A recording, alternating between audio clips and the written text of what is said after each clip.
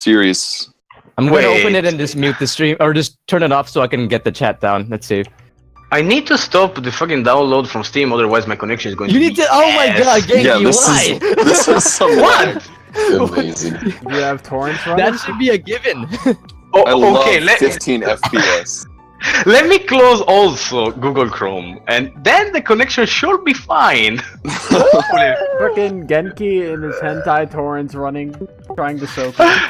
Look, this It's the PC flat can do Yomu it. hentai. If only. This PC can do it.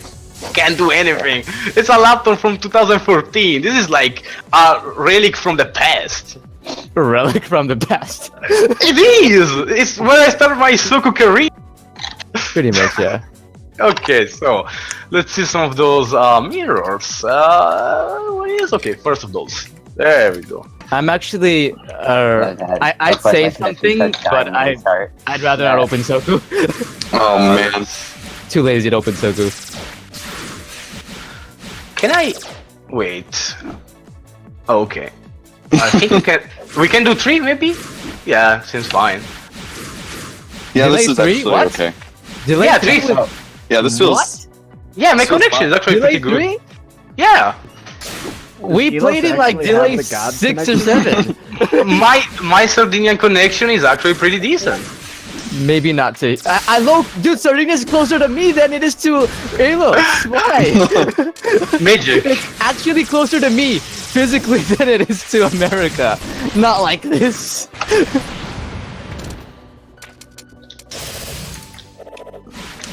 Oh damn. Yeah, I'm just gonna be abusing F5A. Sounds about right. Oh, Okay, I think it's always everyone time to join this and watch the chaos unfold.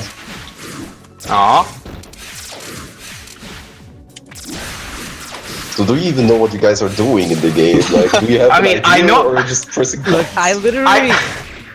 Alright, we can, like, if neither of you know what you're doing, I can basically, like, Morph can play Fool, because Fool has a good Alice with good Oki.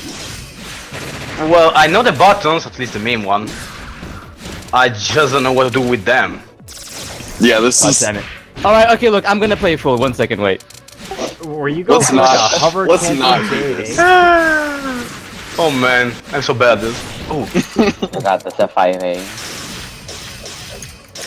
Yo, can Alex like hover cancel J8? Hover can? Hover Yeah, cancel or land cancel? yes and no, not technically no. She land cancels it. Okay. I thought Yeah, it she would be doesn't like hover cancel. Raymu's hover cancel. That'd You be can do a budget hover cancel by delaying the land cancel, but I guess that's not really what the real thing is.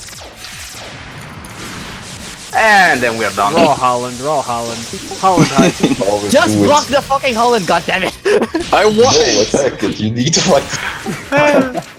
Chicken It's block like- Holland for free win. It's like Giant Suika, you must always fight it. This is like you saw the meme I posted, and I'm not gonna say anything else. Oh, that 6 is so fast every time. Here we can see high damage combos. Oh, right, I can do that. I tend to forget, you know. It's so strange to have a character that doesn't have actually something like common normal up close outside of 3A. It's really strange. Yeah, 2A. Well, it's not common normal. I mean, it's kind of a common normal, I suppose. I tend to call common normal 6A and 3A, and that's it. Anything else is just buttons. That's true. Oh, I can't wait. They always had Typhoon. I would have seen Aaron's mirror. Alright, I forgot I can't invite over to W. Sick off. Oh, look at this. Oh, combo! Disgusting Combo! kick. Oh, that's the Morphin Neither combo. of you are comboing anything. I want to cry. What are We you don't talking know about? them! What are you talking about? That was the best I combo. know! All you need is 668. It's hard! You get the prize if you limit a single combo. Without God spell, damn of it. course. If only. No. Oh, this one. Oh, okay, got him. I know it's sad. It's sad. I know. I actually, I'm sorry. I feel sad right now. I'm really sorry. I know. Don't worry. Rock hard! Just no. watch me and Fool. God, this sad. Like I'm actually like I'm not trying to brag. I want you to watch someone else.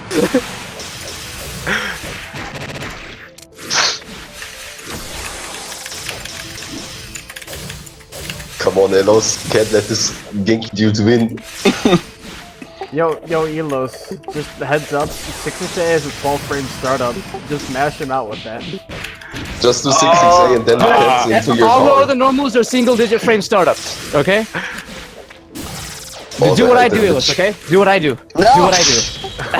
Oh, okay. I need to understand. I need to remember. I have specials to cancel into, and I just don't do it. Yeah. It's So, let's see. The DP. it's hard to should be- think about She because has they no don't DP happen except where you are. 668. I mean, she has a move that use the execution. Oh yeah, her dolls, her bombs. Yeah. Yeah. You guys play low, so crap, my game crashed.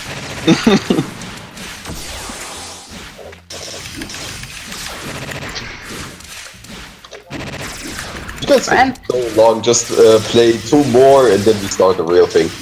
Yeah, it's going to take a lot otherwise, I think. No? Can't even break 2k in a combo, like what is this? These are multiple combos. Oh, come on. Not breaking 5k in every combo. Oh my god. Oh shit! Almost a combo. I changed something. They're Morphman combos mixed with Mina trains.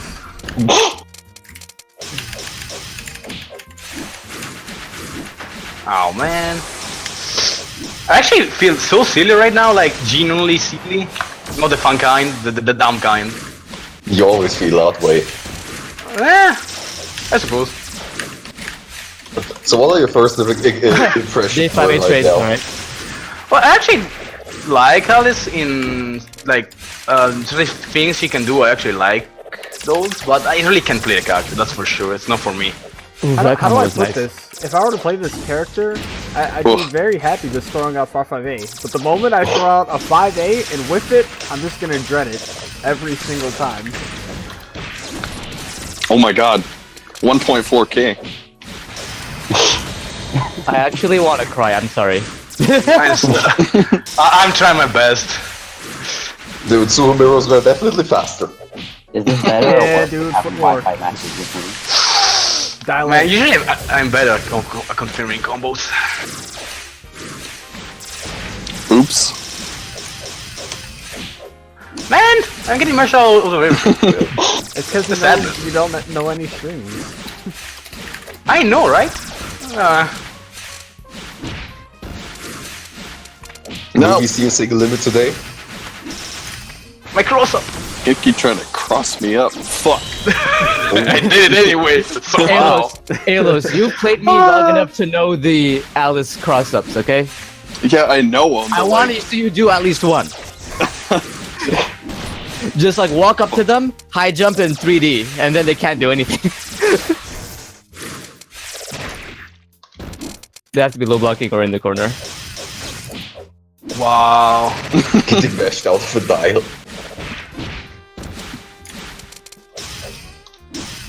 Also, you just did a J5 A66A and did combo. I didn't even know that was awesome. How did you not? What? This shit never happens.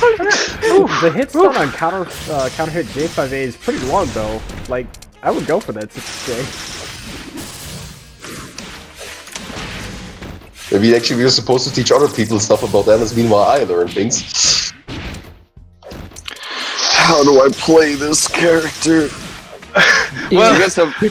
just think about the games with me and pretend that you're me, and then just do what I do. You know what? You have to I impersonate can't. Fahim. Typhoon! Alos versus me.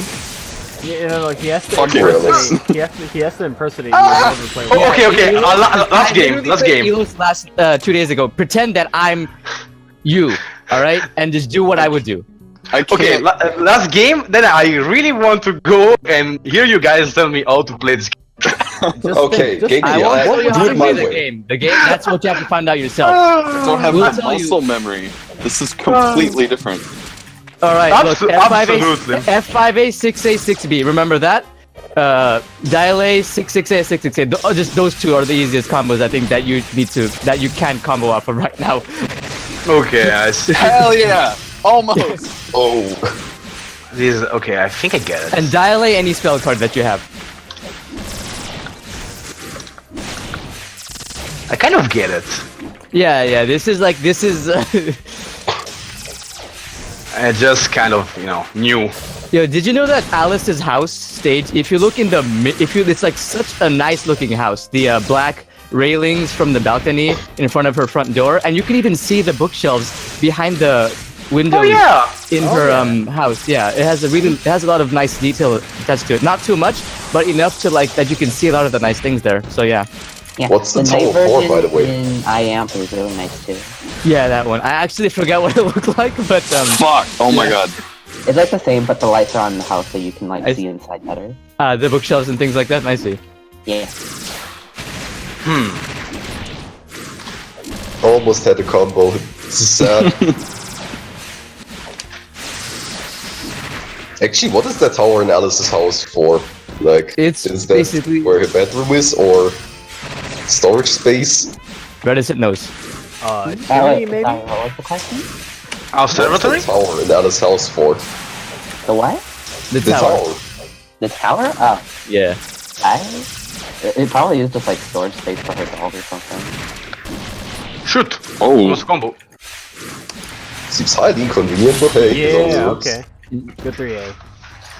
Maybe Come on, like Alice, you need to win this. We are all cheering for you. Just throw out your spells. I have played 5 months Like- on one character.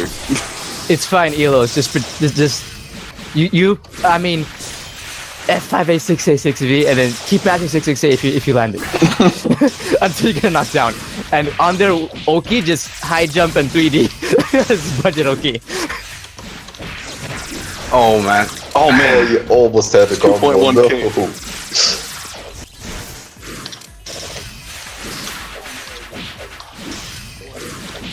Oof. Wow. Wow, reverse hurtbox 6K. manipulation. Good 3A you did. I keep forgetting you can't D22 in midair. That would be too fast if you could.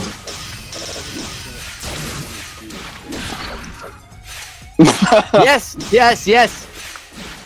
So Elos, if you had done that right after 2B, 2A, 5A, 2B, 5A 2B. The 5A, Sheeran 2A. star confirmed still no limit. Okay, that was dumb. I don't know what I expected. I think I have to call bullshit on this matchup. Genki actually knows the spell confirms. No, the matchup is 7-3 for the better Elos. Oh, There we go. God. Man, this is actually... Try not to Okay, cancel J5B No. into J2C. Okay, 118 Genki is too strong. give me one more game. One It's actually more really game? fun. It's really fun, actually. Just one more. I've been playing so much You Monster can Hunter. I play need it to at the stop end. this. You have a podcast to start, people. I know, this is fun. It's fun, yeah. Hey, Genki, to let's learn. play mirrors like another day, okay? Yeah, I'm Mirrors sorry. are fun except Reticent. And I love FBF. it, yeah. Reticent doesn't play anymore. Elo's Aww. getting smashed on stream. is Ooh, Genki's nice joy. combo, Genki. Nice combo. Yeah, what else is new though? Nice smash, Elos. That's how you do it. You're not unga enough. Get that J5A in there. Yeah. If it's cornered, do 2B after 6A. Oh, that was like... That's That's, it, that way, you know what I think about that move. Just use it. That doesn't work in corner, Genki. I'm sorry.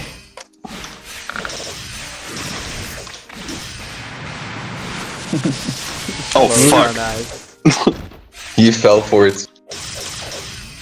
wow, I'm getting rushed down so much. Dash up, no! Ah, alright. Sensei fam. Extraction. Oh, almost. We're Ah, all cheering for Elos, but he keeps disappointing us. I'm getting somewhere. Okay, I Elos, understand listen to now. me. Just try to go for J5A only. J5A only. Yeah! No, just play the game. Continue. Don't fool around, okay? How to properly use Little Legion? Crosswire card.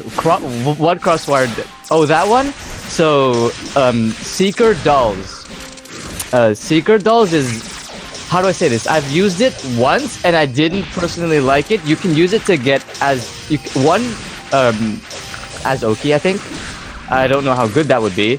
I've seen it used in combos, but the set play required to get that combo is too ludicrous for the amount of damage that I get, so I wouldn't... Yeah, it's a fun card to use. I wouldn't say that it's technically... unless you're like a high tier player who can do things really easily, I wouldn't... Yes! Oh yes, that's my guy! To get better Did you get the limit? maybe not good, but like there's a crush setup with it where you use Little Legion and then you go into Seeker Doll and then that's a guaranteed crush. And yeah, the Little Legion is just sort of like it's a setup tool. You use it Alright, like Elos, it's very when people are simple. in You just need to do it again. Yeah. If I can just take a round. Do it again. So, Fool, I saw you using, you're using, SP dolls, so if you use SP dolls and have Little Legion, the 6-6A, they block it, use Little Legion, F5A, cancel the first or second hit into the full blast, and you've got a crush. With, like, around 1k plus damage. So like you could do the same with like Artful Sacrifice and that would be like way better, so. Yeah, but Artful Sacrifice is hard. And I know Fool uses SP doll as when he plays Alice. Ooh. So that was more to him than to any, since he asked. And podcast hasn't started yet, so it's just specifically to him. Nice. Elos learned some really good spacing in those. Genji's gonna regret the day he asked Elos for a rematch. Yo, Elos, F5A 6A 4 card. Mid speed. Oh, damn it. Oh. F5A 6A 4 card. I know you can do it. Seeker, you can also just like 5A, throw it out 6A, during 4 card. Typhoon. No! I said mid speed.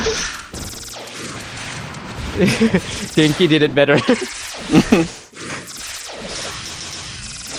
Ooh. Look at that. Come here, Elos, you're our hope. Don't let the old man Oh, win. shit. Dolls activation is the key, dude. You gotta use Dolls activation. Well, you need Dolls first, my bad. Oh, fuck. It's fine, just activate him without having dolls out. Mess him up with coins. Oof, nice counter hit. No confirmation. Genki with the pressure. He decides to back off for no reason, and then Elos uses that to make his move. Advances forward. You just need a good confirm or throw it raw. No! Oh, Elos. Genki, you can literally do anything and the 2 card will, alright, never mind. Use it. I played a bit of Alice. I kind of understood, like, not much really, I have to be honest. I didn't understand anything until I came to this server. I didn't even understand anything you're trying to do here. Though, by playing those mirrors, I do understand why people tend to play more defensive, you know? Yeah, It's kind of it's like actually- the queen of chicken It's block. fun, like, setting up all your dolls and trying to see what you can work with them. Yes. Though it's really hard to feel like actually playing a pressure game, like quite complex, unique. Though it was pretty fun. Yeah. Alice is a very fun character, which is why we're Alice mates. At least No, I mean, I find it incredibly fun. after all, that's the reason why you pick a character. It's Yes. fun. It's fun for you.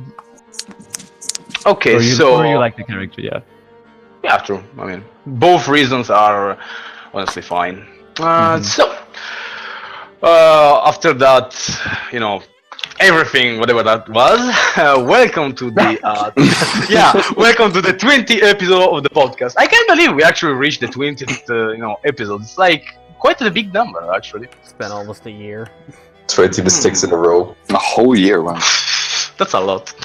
So, those sign cute podcast. Today, as the title says, we are going to talk about the doll maker of Bucharest, or whatever that place is. Said It's where that, Gupman lives. it's geography isn't my forte. Gupman literally lives in Bucharest. So you, I know. So you guys, I guess you're introduce yourself to the public. I'll let Reticent go first, as he's a senior. Oh, okay. Hi, Take I'm you with Reticent. respect. I am a reticent person. There you go. Okay. Wow. Hold on, That's it. I'm not satisfied with just that. Are you one of the I'm best sorry. Alice You should players explain we've why ever had? Alice, why like things like that. Your journey as an Alice main, you know, that sort of thing. Who is Alice to you? Oh, okay. So, basically, I've been playing Alice for like a really long time now. Wait, so is this introducing myself or introducing Yeah, Alice? both. You know, just Both. you. Your relationship together. Yes. My relationship. Are you Yeah. dating Alice? Well, I'll start by saying that Soku actually wasn't my first fighting game, and like I got into Soku because of like Soku. It's a fighting game, and most people who know me will like know that like in terms of character, I really like characters that are like about zoning or like they have things that like fight for them. So naturally, I just ended up picking up Alice. By that logic, wouldn't you have also played Patchouli? I tried, that didn't work. Well, I mean, to be fair, it takes really high IQ to play someone like Patchouli, so it's understandable. It's hard to really understand 5C. So wait, it's like a zoning type of character that uses melee type of moves Yeah, rather I than like bullets. So okay, I get it. I mean, Alice is just so much more melee based, and I honestly think she has a better time at zoning due to her melee range ability. But Reticent, how long have you actually been playing Soku for, and how long have you been with Hisouten? Oh gosh, I don't even know how many years it's been now. That's scary. Like, do you date back to when Scarlet with a Rhapsody was released? No, Oh. I'm not that old of a player. Like, I think I'm around like as long as Blaze has been playing, I guess. So about Ooh. 5 years. That's like 5 years, I think. Wait, isn't it like 8? Maybe more like 8, yeah. Oh. I thought Blaze Dragon only played for 5. No, he's been playing for 8 years. He's that pretty strong old. for a reason. Is there such a thing as playing too much Soku? 8 years. I of Soku? wonder. That's a lot of Soku. Considering people are still playing stuff like Super Turbo, which is a almost 20 or more years old game, I think it's fine to play something for 8. So, what about Fame? I meant So Fame. Soku is the first fighting game I've ever played. I've never really had a fondness for the genre, but I did like Toho other games as well. And I guess the first time I played it was when I was basically playing all the Toho games and just doing single player. And I just played the sing story mode and just moved right on. The first time I actually knew that other people played this game against other people was in September 2013. And Jesus Pokemon Christ, showed that up of all long? places. There was only like 5 or 6 people there, and that's where I found out. And as for picking a main, I tried out all the characters, and I saw basically a game of each character on YouTube, and I felt that not only was Alice, she felt the most natural to me, she also looked the best while playing the game. Like, when Alice pressures, when she plays the game, when she does combos, when she does Oki, she looks extremely elegant. And I really like that. And the fact that she felt really natural when I played her were both reasons to just start out with her and pick her as a main, which I've been doing since. Unfortunately, I haven't been able to get that many resources as to how to play the game until I came to this server. So I'm really, really behind in terms of skill for the amount of time that I've been playing the game. But haven't you written your own resources? Like, haven't you built your own resources for other Alice players? No, I've just copied things down and translated them. I haven't built anything on my own. I wouldn't trust myself to, because everything I learned is probably not. I would not even compare it with the things that other Alices have done together, who have experience, more experience than me and other fighting game experience. So only thing that I do is regurgitate information. Gotcha. And you've accumulated all that practice and gotten to this level of Alice gameplay, and I find that to be pretty nice. Yeah, I mean, I but- guess I'm Yeah. the different one. That's respectable if you can get this far by yourself. Because that's what you did. Like, I don't think you actually had any teachers. You grinded your way to Soku. No, more or less. Okay. I did but- have, I mean, Shinky's guide helped me considerably, and he's probably the one person I'd like who'd probably, if he weren't there, I'd probably still be in BB. I found his guide once I came to this. Once I found his guide after I came here, then yeah, that helped me quite a bit to realize what's going on. At least improve some of the finer aspects, and then that. So yeah, a lot of things. Let's It talk wasn't about, just me. Let's talk about a little bit about your history, though. You were actually here since Soku Lobby, right? Or were you here during the IRC era? I started Soku in September of 2013 in Pokemon Showdown. I was there and I played games there, and then until I got around as good as everyone else there, then I realized where else can I find stronger people to fight against? Then I discovered Soku Lobby. But I entered Soku Lobby at around late 2014, early 2015, and there was a lot of people. There was Lily Dango, Blaze, Wayward, iRock.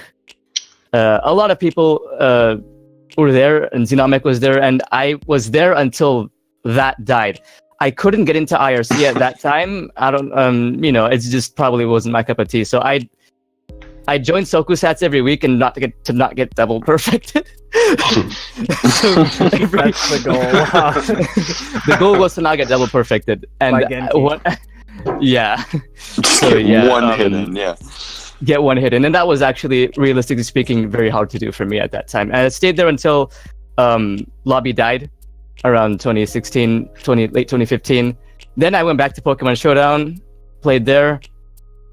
Then I discovered this place around a year ago, maybe a little bit over a year ago. Stayed alive Yeah. long enough to see yourself become a mod, which I still don't understand. Why did you become a mod anyway? Might want to ask the admins who decided it, because I don't know either. He just lacks power. I mean, that's a good reason, I think. Like I don't have responsibility. I don't have you wouldn't really have to ask me, because I don't make this decision. It's the admins. So the question's for the admins and not for me. Okay, well then, outside of Fahim and Reticent, then you guys are probably wondering who this other guy here at the bottom is. It's Elos. He's going to be one of our newest hosts. You've probably seen him host things like Beginner Beatdown. He's one of our newest streamers. He's a great tournament organizer, and he works with the rest of us when it comes to organizing tournaments and organizing events. So get used to this guy, because you're going to see him more often. And Thank you. Yeah, Elos, if you want to talk about yourself a little bit, go ahead. Yeah, I've liked Toho for, it must be over 7 years now, and I've played every single one of the games from Immaterial and Missing Power, and I didn't play that one as much, but I tried out Soku about 5 years ago, and just like anybody else, like you would play through story mode and you're like, oh man, I'm so good at this game. I can perfect all these spell cards. And then I didn't realize other people played, much like Fahim said, until about a year ago when I tried out netplay for the first time and got completely bodied by people I didn't even know. And I'm sorry. I put it down. What? Yeah, I put it down until I saw this tournament pop up on Amino, and you guys may have heard Amino is, I mean, the people there aren't committed very hard to Soku, but I entered and I actually set up hosting in Hamachi for the first time, and they were around my skill level at the time. I really enjoyed playing, and I thought I wanted to get better, and so I asked around, where can I find people who know what they're talking about, people who can make me play like Fear, because I had seen him on YouTube. Everybody's seen him on YouTube. Yeah. Nobody recommended me for that. I was Sad. I saw his Sakuya, and it was just so badass that I wanted to imitate that and try to become that high level of a player. And now I have to wait 3 years until I can reach that. Hopefully, I don't know. He wants to become Lionheart 2.0. I do. I look up to Lionheart. He already is, because he's still alive, unlike a lion. Iron won Soku. Iron got second place in Soku, so you can't really say that about him. He's still Yeah, coming up there. Given time. After I got here, I really liked the community. Everybody was super helpful. It's not as toxic as other servers, and I'd watched the tournaments. I wanted to try hosting one, kind of give back, give some prizes, and it was pretty well received. So I thought I'd like to keep doing it since people liked it. That's kind of where I come from. Alright, enough about us. Time to move on to the actual podcast.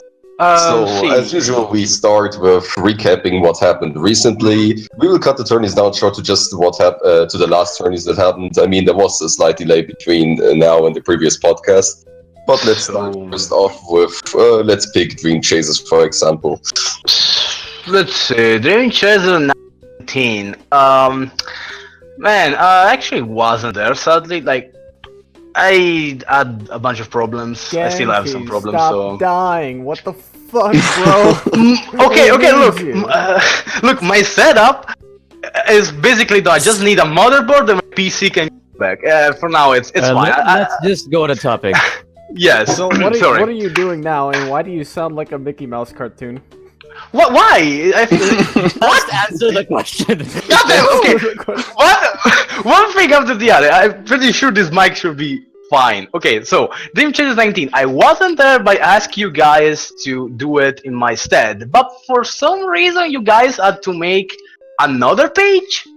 What's up with that? I don't know what happened before. Like you said, I had challenge rights back on the old Dream Chasers 19, and when I checked, nothing was working. So I just figured, hey, guess I gotta remake. So now there's 2 instances of the Dream Chasers 19 challenge, but the scores are applied to each one anyway. So Yes, I made the results in mine, so it will be completed. But yeah, you were there. I wasn't. I can see that Splinter got 2nd place, so that's pretty good. And people have been telling me that Saber was quite strong. Saber has had quite the experience, quite the performance in like almost all events recently. Soku Sats, Dream Chasers. I don't know if there's any meme events he's been part of. I know there was that Hisouten He's tournament. playing like crazy lately. Yeah, dude, this guy's getting good. I don't know if he's just spamming patchouli or actually practicing his melee. Pachuli's not even his mate. I know, but He's really winning tournaments. he's getting this far with patchouli though, and he feels like a Mei Ling sub. Like Irish the other day, he's like, I curse this guy, this patchouli main, get him out of here. So back in DC 19, I mean, I'm not too surprised Saber ended up getting top 4, but the fact that he took the entire bracket, shut down Splinter in this bracket, you know, like, oh my gosh, he's becoming unstoppable. I want to ask you something. I still have to see the tapes, let's say. I can see here that, let's see, Splinter came back pretty clean from loser's bracket. Then he faced Saber on 1-2? Wait, what? Let me see. Wait, something is wrong here. Splinter lost? Did they screw up the results? Like... No, this is correct. So, he lost from winner's bracket in right. semifinals, went to loser's bracket, fought Mina, which, by the way, shoutouts to Mina, getting loser's finals in this bracket. And then then Splinter went back up and just lost entirely to Saber, 3-2. Right. I wanted to ask you, what do you think? Was it like one-sided, or more balanced? The bracket speaks for itself. It was 1-2 the first set and 3-2 the second one. Like Saber did. He didn't dominate the match, but I mean, he certainly proved his skill against Splinter. And so, you know, and Splinter's one of the players we've known to be above the mid-level for quite some time. He's just never quite been consistent enough to actually show that off. Like, Saber busted through Ginto. Saber busted through Zim and Shiramiru. Ginto and Shiramiru are both DC winners in the past, and we've seen with their consistency that doesn't matter. And this is where Saber really shines. Like, he has the ability to move forward and go beyond this level of gameplay. He's strong, but it is up to you to really if you want to ban him or not. He probably doesn't want that. He's probably like screaming at us right now, like, "Please don't ban me, Genji."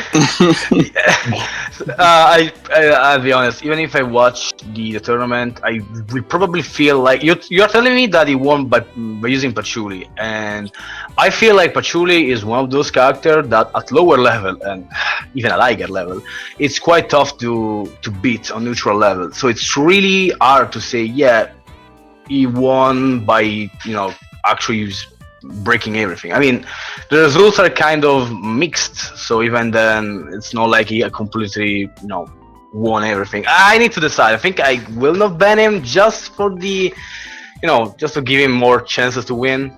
I mean, at this point, pretty much anyone that has won usually gets another go. Just tell him to play. Just tell him this. Tell him, okay, if you win DC 20 with Mei Ling, then you'll get banned. You can't pick Patchouli. Just tell him to play Mei Ling. No, that's no. I'm gonna have to say that you can't do that because DC is not a ceiling. Sorry about that. DC and BB are non-ceiling tournaments, which means we expect them not to have a lot of skill to enter. And this is just my opinion, but I don't think maybe for DC, maybe this might not be the case, but I think enforcing people to play their mains unless they lose a game would be very good for BB. Well, for DC, I know that I prefer to have a person play whatever they want. Yeah, but then you have like, you know what you know why I'm asking this, so I hope you're I was mostly just shit talking, really. Like, I wasn't serious about telling him to play main. I mean, at the end of the day, if you win with one counter because people can't, counter it, it's fine. It's something you decided to do and it worked. It was part of the game, But yeah, anyway, I'll need to check the VODs and see what's up. What about Soku Saturday? I wasn't there either. That was one of the best Sokusats I've ever seen. Watching Iron, like his improvement over the last year or so, it was like really, really nice to watch. Like it was he got a lot better, and you could see it every single week. He would come to do Sokusat, and this time he actually got to second place, which is no small feat. So yeah. I can see that Nanyako again. Ran got third place. If I remember correctly, Ran was working and the tournament started before he could get back, so he was playing in a really bad setup, I think. But still, even if that was the case, Nanyako is quite the strong contender. So, I mean, up to now, he has won quite a few times the Soku Saturday, right? Nanyako? Yeah. He's won a couple, I think. Maybe the ones where Ron wasn't present. Like, Ron has been the force that stands in the way between his Sokusat victory and being second place. So, I think this time, like, I know the entire story behind the Sokusat, to be honest. Like, Ron was in voice chat with Nanyako, with Iron, with AdviceOwl, and they're all just talking shit at each other while trying to play this game. And Ron couldn't focus. Ron couldn't focus at all. He's just like, God, I can't play like this when I'm listening to you guys. I'll play Yuko, sure, but I don't know if I'm going to be able to do but this. he could have just left the voice chat if it was affecting him that way. You can't really deny them their victories. Yeah, I know. But he's a prideful little guy, so he's gonna stay in there, tell you that you're bad while playing against you. I think that's what he got third place. But I mean, yeah, what Iron did this past week though is he did nothing but practice against Patchouli, and lo and behold, he beat Sardaukar in the losers bracket. Like, good job, Iron. I didn't expect that. And Sardaukar is he's one of the players that actually rivals me in terms of Patchouli gameplay. 2-0.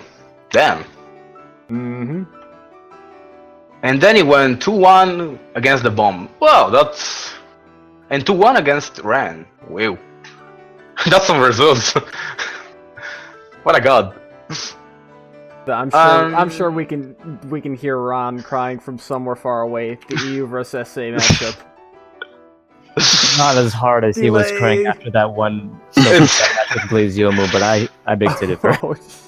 It's understandable, we don't have really. to talk about that one. Now we've come to the beginner beatdown. What about this? All right, so this shout out to BB7, Fool 1. Congratulations, Fool. Now let's move on to the BB8. That's all you get. I'm sorry, you would have gotten less. I don't think I watched BB8 or 7. Maybe a little bit of 7. So go ahead and go at it. Right, so I commentated both, and Alos was there with me for the first one, for number 7. So I guess we have only time to look at Beginner Beatdown 8. So in Beginner Beatdown 8, there were two very, very strong people in this tournament, Roku and Nitsin, each with their own reason why they were dominating both sides, loser's side and winner's side. Roku just got better. Like, the main problem with him was his own emotions and some of the gimmick skills or some of the things that he would stop doing. But over the time and over the different tournaments that he kept joining every 2 weeks, he managed to steel himself and learn from those experiences to hone his skills down to a point where he won BB very well. For Nitsin, I was actually surprised to see him get this far, judging from the way he played. But there's a saying, whatever works, works. You know, there's no such thing as honor if it makes you win. Because of that, you know, shout out to Nitin and shout out to Fool. Both of them did, shout out to Nitin and Roku. Both of them did really well, and I hope to see other good things in the future as well. You could actually see their improvement a lot more than with Soku Side or DC because of their starting skill point. Wait a minute. Wait a second. I can see here that came back from losers pretty well. Yes. Then won against Roku on a 3-2, but then he went 3-0. What happened there? Because Roku found, basically Nitin had a strategy for playing that none of the other players were able to adapt to in time except Roku. Once Roku found out how to counter Nitin's strategy, the game was over. The set was over. Jesus, that hard? Yes. From 3-2 to 3-0? Yes, because all Roku, he needed one move to counter that set, and he couldn't figure it out really until near the end of the first set, and then the reset happened. Then he was able to win, and then wasn't able to adapt quick enough to the readaptation. So yeah, that sounds like the equivalent of acquiring Ultra Instinct mid-match. Pretty much, that's literally what happened. He acquired the Ultra Instinct, or he acquired Ultra Instinct mid-match. Well, I mean, I wouldn't call it that, because I'm sure all of us have at one point or another read something the opponent did and formed a strategy to counter it and won that way. Yes, I didn't actually exactly what Roku did. I mean, yes, but what? There's nothing else to say. 3-0. Okay. People, we're already a little bit in, so I think it's all the tournaments stuff for the moment. Okay. And I don't even want to mention that we have the music bots now. I don't know what to do with them or what they're doing. If you want karaoke after this podcast, hit me up, alright? It's great. Karaoke's great. I actually want to know what's up with the two bots and the stream thingy. At least fast mention of it. You're the mod, you should know this. I wasn't here for a lot of time. I know. I'm just joking. Break it down for us. Okay, so one night, a cute little guy named Irish was very, very drunk, and he wanted to listen to music while playing some Soku and some Civilization 5. And what he asked was, "Oh, Hazelin, can we please have this one bot that gives us music?" But the thing is that this bot was, I forget its name. It started with an M, I think. Montaro, that's what it was. And so Montaro was the music bot for like a day. But it also had like a bunch of shit posting commands that everybody was using left and right. And to solve this problem, well, Aristocrat said, you know, why don't we just have a bot that plays music and get rid of all these excess commands that we don't need, and then limit it to voice channel. So that's what happened, and thus we have Lyrica bot and Raiko bot. Oh. Yes, we have two, because sometimes there are groups that we need two bots for two different groups for playing music. If somebody queues an 8-hour playlist, like zero. No. That's not. Well, the actual reason is probably for karaoke in one channel, and and listening to music in the other channel. So yeah, and we've actually had really fun karaoke nights or days or whatever time it is, whatever you are. So, 5 a.m. yeah, and Elos is probably, unless I hear someone better, he's the best singer in this entire server. So come over and listen to him. Let's calm whenever he's in down. there. Can we get Yeah. some end of podcast karaoke from Elos? The karaoke podcast. Yo, Maybe theoretically, next time. we could Oh, have boy. Rykobot in here right now. Some other time. Stop. Not this time. Stream, not on stream. Okay, what about stream? I mean, it's ping. What happened to that? So what happened mean- basically is that we received some. We received feedback from a lot of users regarding the stream placement. So there was the Yeah. before they were placed in voice chats, and the Soku streams went in announcements. Now with the introduction of our new two voice or music bots, the voice chat channel is now being used as commands for the bots, thereby drowning out any stream things or stream related messages. So as a result of that, we created the stream channel and directed all of the stream announcements to go in there. Soku stream announcements as normal will still go in announcements, but all other streams will instead go to the stream channel instead of voice chat where it used to go before. That's the gist of it. It was meant to be opt-in via the stream role, but I think it was made global channel just due to request. I mean, why not? Because people didn't want to be like pinged by the stream role, because that's what it does. Or that's what it used to do. Always pinged stream roll. Didn't we also delete the videos channel and make video history? Yeah, but that I mean, the reason is so obvious. I don't really see why we should explain it. Yeah. Yeah. Yeah, well, videos got deleted. Didn't have any activity. Dead channel, just remove it. Oh, and then video history happened because Aristocrat thought that would be a good, I don't know, a good response to that, I suppose. Because It's the library, I guess. I actually like it. Yeah, it's the library. It's the video library. Any video posted in this server gets sent. A copy of it gets posted there, so that's good. You know, a lot of other servers, they like to mix the music and videos channel. Like they put it all into one, and that's kind of how I see the video history is like a library right now. I just wonder why like the videos channel didn't have that kind of activity. Yeah, Carney, but that's what you get for being able you have to be able to queue them. And if you can talk, you can basically talk in Soku General, or not Soku General, the other general or ship posting. But I mean, I personally have not had an issue with talking in the voice chat channel. I don't know, maybe you do, but that's just me. You can also clean all bot commands pretty easily whenever. Yeah.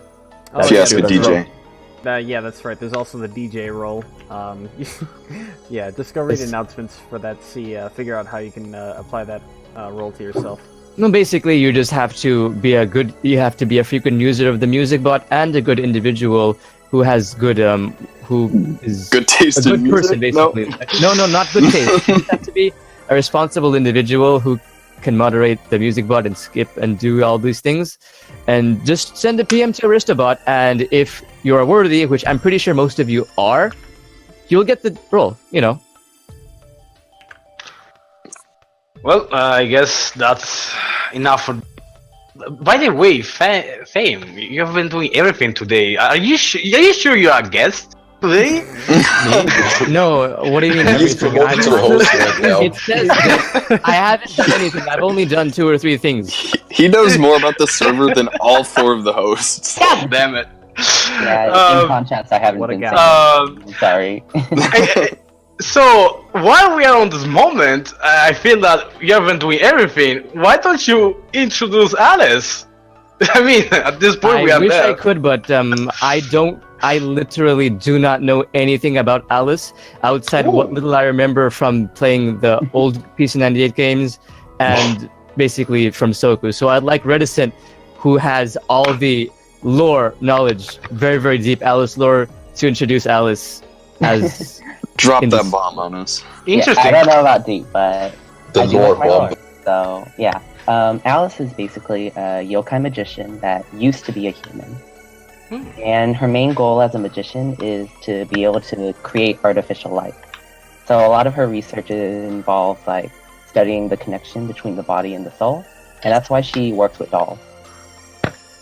Oh damn, that's neat. Woo. She anything else? basically wants to be a god creating life.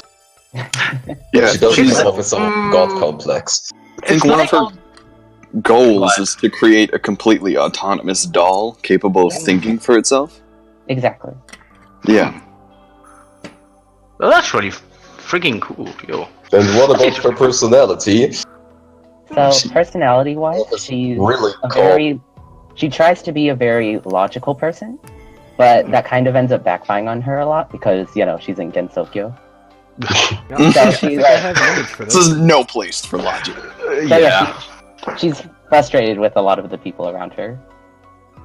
There's lots of hints that so Toho's sort of a thing where it's like a lot of the characters are really like self-confident, with like varying degrees of how much of an asshole they are.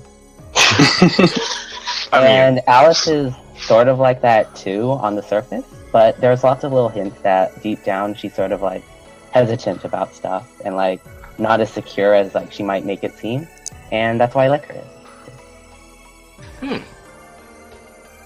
I think this has been the best episode in regard of lore. I feel like I feel this is the episode where we actually add an insight inside the character in the terms of the whole lore.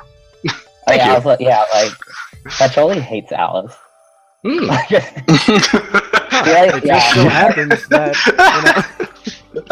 No, sorry, Iron brought it up. Yeah, like Patchy looks down on Alice because like she sees like Alice as like just playing around with dolls.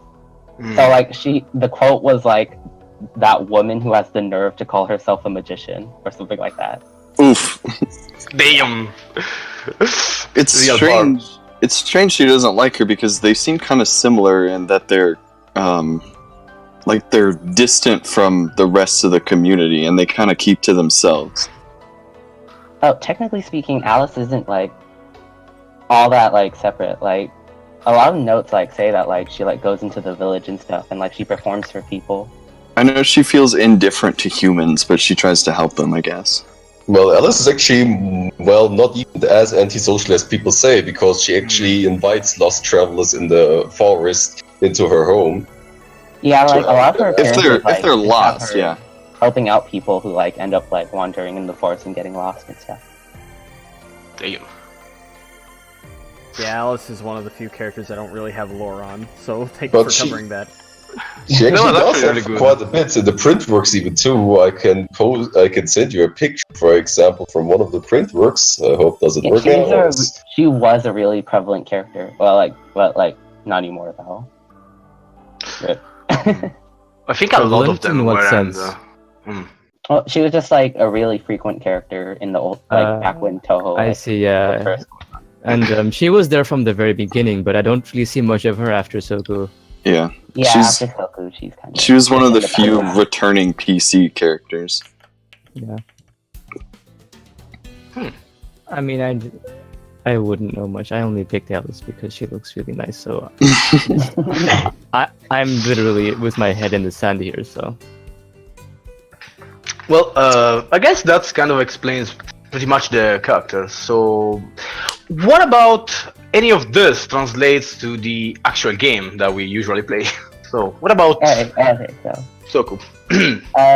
It's often brought up that Alice, she's the type of person who, holds back because she's afraid of going all out because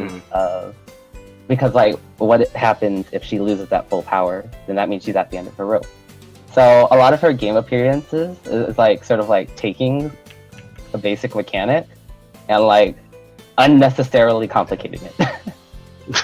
So, in Soku, how that translates in Soku is that a lot of bullet cover is really important for playing the game. So the way you press a button, you shoot bullets. Yeah. For Alice, what she prefers to do is press a button, the doll comes out, then years later, the bullets come out. So there you go. A lot of her character is designed around having delayed bullets. Basically, it's all revolved around that. Could you explain why? I'm sorry to interrupt you, but could you like explain 668 and J6A while you're at it? Well, explain them. You mean like according to like how like you explained the bullets, now explain how those two fit her character. Well, she punches with dolls instead of actually punching herself. Right, and then 668, how do you explain that? I can't really explain that. It's like a really strong kick. Like, it's a thing that like the magicians aren't supposed to be like physically strong. Yeah. But Alice just has like this kick that like flings she... you into the wall and then you bounce off of it. Yeah, like she kicks them so hard, they spin multiple times, they fly all the way across the stage, smash into the wall so hard they bounce off and spin even harder. Just from one That really is like that too. Like she just does like this wind-up punch steel that like shoves them into the ground and ground bounces them. So I guess Alice is pretty strong. Yeah.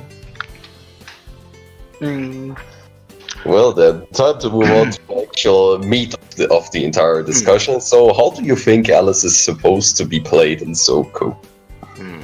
I don't think that... I feel that question... This is, of course, my own opinion, but I don't think there is a right and wrong way to play a character. There are ways which will make you a stronger than other players in the same area or in the same community, but I don't really believe there is a thing such as right and wrong. There are things that are effective and ineffective, from what I've seen. So, that's pretty much the thing that I had to say regarding that. Now, for the specific traditional way of playing Alice, I'd like Reticent to do that, since he actually does that when he plays and I don't. So I'd like him to take over from that. Yes, I'm a very vanilla Alice. What does actually vanilla Alice mean? I mean, I sort of just do whatever with her, but you guys actually have more thought behind your actions. I don't. Use returning doll and fuck me up on a daily basis. That's what. So the idea with Alice is that you kind of just want to be like this wall, where it's like if you approach that wall, you're gonna get bounced off. But if you leave that wall alone, then it starts like closing in on you more and more. And the way that works is that with her doll. So since Alice is like completely reliant on delayed bullet, a lot of the time she has to the other person has to like sort of make their turn first. So a lot of Alice is about paying attention and like understanding how your opponent's going to approach. So like if they try to like just rush in, then you need to be able to use like your long range melee in order to zone them out. But if they start playing more patient, then you can start setting up dolls, and then those dolls will like sort of be like your win condition in neutral. By having dolls up, you can like approach, and since Alice can have both melee and bullet out at the same time, unlike a lot of other characters, she can pin you down very well if you let her play. Yeah, I can vouch for that, because you run into things like Doll's activation constantly, and like this is the one skill that I find myself playing around all the time. Doll's activation or the laser skill. I forget what that one's called. Seeker or a Seeker wire? Those Everything are is terrifying. Just a D22, A22s, whichever. The Everything. literal death of me.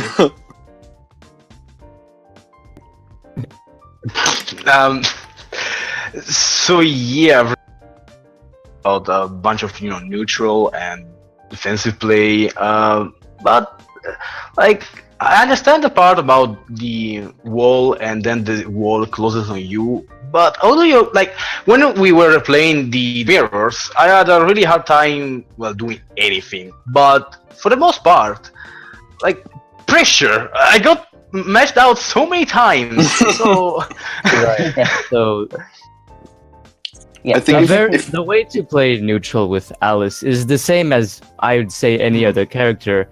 You throw a doll out, and the doll fires bullets after a small delay, and the opponent grazes those bullets, and you have to position yourself that one of your melee reaches them while they graze, forcing them to block.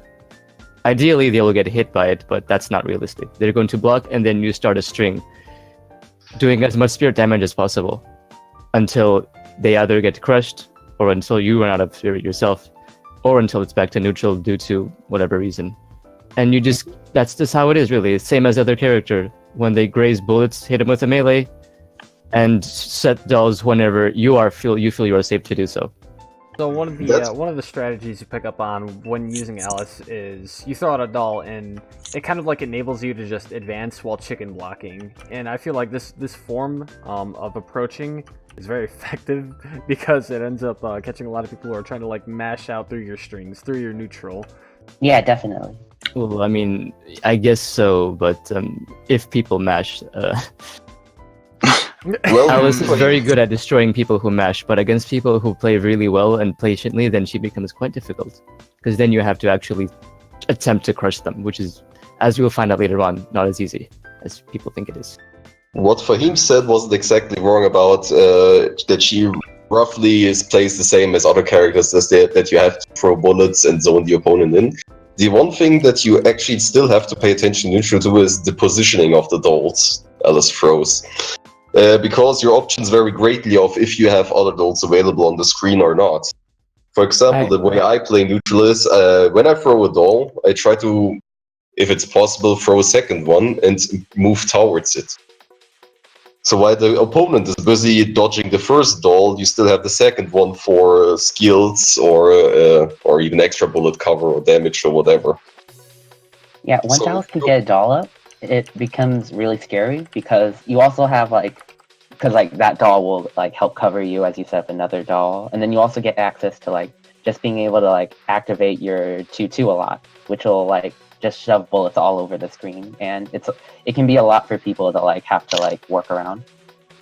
I still view that. I mean, I understand your point, mFahim. I still view 2-2s as bullets that people have to graze, and I have to hit them while to zone them. That's just me. My outlook of playing basically in a cave for the last couple of years is really, after I came here, I realized how she's supposed to be played, and I've started to feel kind of self-conscious about how I played recently, so yeah. So if you wanted to, that's actually something I wanted to ask you, you two, Reticent. So what is your general game plan in neutral as Alice? Like, sum it up in one sentence. You and then Fahim. Oh, me first? Okay, so, well, it's just like I said. The idea is I sort of just pay attention to how my opponent is trying to approach me. And, like, if they're just, like, holding 6D or something, then, like, I'll just, like, try to play footsies and, like, use my normals in order to, like, keep them out. And then once I can, like, sort of condition them, like, then I can start, like, throwing out dolls and stuff and, like, trying to sort of use those dolls to pin people down and get knocked down. Then for him, what is your neutral summed up in one sentence? It depends actually on who I'm playing, because the neutral that I use, it's not the same that I use. I basically, the way I play, it's working for me, but it's putting a big strain on my head. Is that for the first 2 or 3 games in the set, I just really just played the way I told you before, and after the 4th or 5th game, I make up a neutral plan that counters some of the things that they do and move off from there, which is why around 4 or 5 games in, that's when I start to win.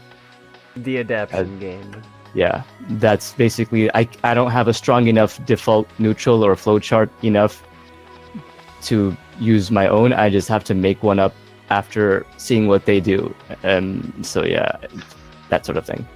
My neutral actually is a little bit different than both of yours. My actual plan is to expose myself openly, at least to make it seem like I'm exposed, and then use my D22 dolls to lure them into traps. So I asked you guys how you guys play neutral, just to show that everyone else who plays Alice has a different set on how Alice neutral is supposed to work, which I think shows sort of how versatile she is in that regard, at least. I go for 6A like opportunities all the time when I play That's Alice. what every Alice tries at first. That's what every single Alice tries at first. That's alright. That's what you are supposed to do when you start off. 6A is an overrated move, I'm sorry. Oh. If you say so. So I guess that's neutral. I'm still curious about, like, And if you have specific questions, we can try to answer them. Yeah. Okay, let me think. So for sure, I I think you can do like stuff like 2A, 2A, 3A, and 2B, and then do like J2A to frame trap them and stuff. But aside from that, like, how you're supposed to plan Alice pressure? Because it looks like you need a lot of respect to actually make the a greater string. Yeah. So if you don't have enough dolls out, Alice's pressure ends so quickly. No, this is where I would actually disagree. Really? This is my opinion, and I might be wrong, but I have a lot of experience from my end to back it up. So there's two kinds of pressure in this game. There's the real pressure and the so-called fake pressure. And fake pressure, yeah. So the real pressure is what people tend to look at as, oh, this is the good pressure. This looks awesome. Look at this 5, or look at this like crush. Look at all these things, so difficult, so intricate, and it's really fun to do in lab. But from what I've seen, the pressure that gets you the win is the so-called fake pressure, and it also forces them to respect you so that you actually can do the real pressure strings later on. So like things like staggering dial A, delaying the 6A after F5A, doing 5B and 2A, things like that, and then using 4A multiple times and then the dial A. Things like that they get me more respect than just attempting to do tight strings and just real pressure off the bat. Yeah, that's definitely true. Yeah. And low-key, against some people, those are what I use exclusively to win the game. I see. So what would be an example real pressure and fake pressure for Alice? So for real pressure would be if you go to the resources page in the wiki or in the Alice server, look at all of these strings they have, the Okizeme strings and the pressure strings. They're very beautiful to watch. And they basically give you an idea of how this works. Basically, unless they BE something, they're crushed. Fake pressure is what I just said. Mix-ups, frame traps, things that I would not say... that people would get angry over and say that I have no honor if I used, but I couldn't care less because it makes me win, things like that.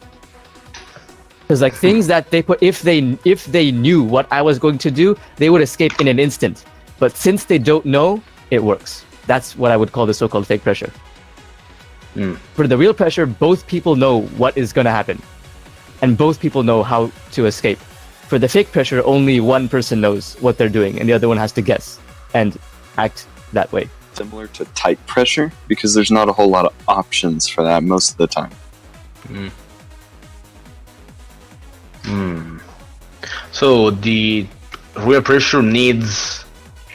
This is my point. Like, Alice needs dolls to do pressure. So how do you even get those dolls there? You need them before you can set up them while you're doing pressure. How does it even get to that? Well, depending on who you're playing, I tend to see that like how they're playing. When do these characters that I'm playing against use their bullets? When do they use their melee? What habits do they have? Where do they tech? Usually after a knockdown. Based off of that, I put my dolls in a position where and not only that, I also look at where I start pressure usually. Based off of that, I put the dolls in a position that if I were to do a D2-2, it would hit them where my pressure to continue that sort of thing. I know it sounds complicated, but after playing this game for a couple of years, it becomes second nature. And there's no way to really explain it unless Reticent has a better explanation for it. No, that's about right. But I just like to also bring up that having your dolls in the right place, like being able to cycle your dolls frequently is really important for being able to have your dolls in the right place. So like usually in neutral, when you have like a bunch of C dolls everywhere, you want to activate them like as frequently as you can, because they'll give you a ton of cover. But then also like once you actually do have the hit, since you just cycled them all out, then that means you can just like set your dolls on the ground, and that'll let you have them in the right places for once you can start pressure. Low key, I use the 2-2s more as a shield than as a pressuring tool in some matchups. Yeah, it depends on the matchup. Yeah. So while you're doing everything, you that if you have already see dolls around that are in the right place, you need to. You can do two things. You can activate them and set new ones, or make the opponent go over and make that the right place. Okay, I see. Mm-hmm. I mean, we've talked a lot about the dolls, but what do you have to say about her actual melees? Like 6A, J8A. True. For her with ground awkward melees, angles. so her 5A, 4A, 2A have single-digit startups, which make them very good for poking in when they're doing mix-ups and that sort of thing. Her 6A is 10 frames plus 1 startup dash frame, and I'd say they're pretty good. Each of them has their own like recovery and their own negativity, positivity on block, that sort of thing. But I guess the ones that people need to look out for, I think, for especially regarding Alice, is J6A. Yeah. J6A? Yeah, J6A. Yeah. Okay. I really like Alice's like ground normals.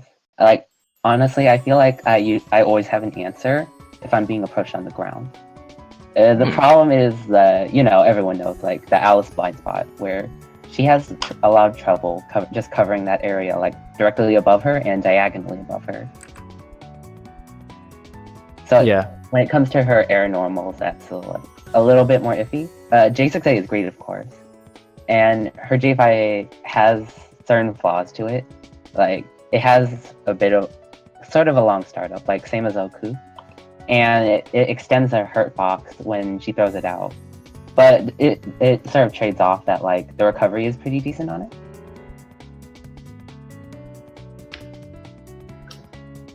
So what you're saying is, I actually have to agree that Alice feels like she has the strongest grounded play in the game. I think, though, but if it's just, imagine that Flight wouldn't exist, I think Alice would be probably the strongest in that regard, because the Far 5A, that one alone wins pretty much the ground game. However, since it's so quick, people can fly everywhere, you have to think for a way to actually cover the ground with your melees and your diagonal or above position with bullets, dolls. Or if you manage to get it out with another melee, but that's more difficult. Yeah, exactly. So we're looking. I feel it's important to talk about our blind spots. So all our not up close commands. So like 4A, 5A, and 2A. Those. Usually stuff like her 5A, G6A, 6A have this gap between her and the hitbox, the actual hitbox. So can you, explain this kind of unique feature in a way of Alice? I mean, it's easy to be explained. What would happen that blind spot? Can you imagine what would happen if she didn't have it? I mean, come on now. I'll be honest, like they're blind spots only if you use that move and miss it. I think the only true blind spot she has is the part directly above her head. And even then, if you use like a lot of gimmick skills and whatnot, then that area is covered sometimes as well. So it's really, the blind spots only exist if you cause them to exist. My opinion, of course, not necessarily true. What I'm actually seeing in the Twitch chat right now is that Ditton actually says that she would be better if she had more anti-air options, and Fireball says that she doesn't even have any anti-airs. So what I personally feel about Alice is that her anti-air options aren't even that bad, because the D22 and the boomerang and, well, okay, there's also the alternative 623, but nobody uses that. I think those two are probably Alice's strongest anti-air moves next to J7 and J6A. How do you feel about Alice's anti-air options and strength? So I wouldn't... I'd sort of agree with you, what you said. I would add two others. I would add Soul Torch and level 2 and level 3 ambush as anti-airs to that. Soul Torch is usually for like other combo finishers, though. You'd add it strictly for an anti-air? Yes, because I don't really have I use That's Soul pretty Torch. niche, but if you think her anti-air game is that weak that it would require Soul Torch. I mean, you've played me. You've seen how I use Soul Torch. I Whenever have see seen you. if there's something above my head, I just whip it out instantly as a last-ditch effort to get it out of my way. Interesting. Yeah, I think that her anti-air options aren't really the strongest, or well, she doesn't have anything to like directly deal with it that easily, at least. Yes, you But- cannot use it on reaction, like, for example, Utsu's Freya or something. It really has to be preemptive everywhere. Go on. So what I think you have to do with Alice is you have to really abuse her walk speed. You want to sort of just position yourself in a way that you can catch them once they land. So like you can like walk, and then like she also has a dash that's really good at like sort of like bringing her head down, so she can like dash under people. And she's really good at just like repositioning like that in order to keep people out.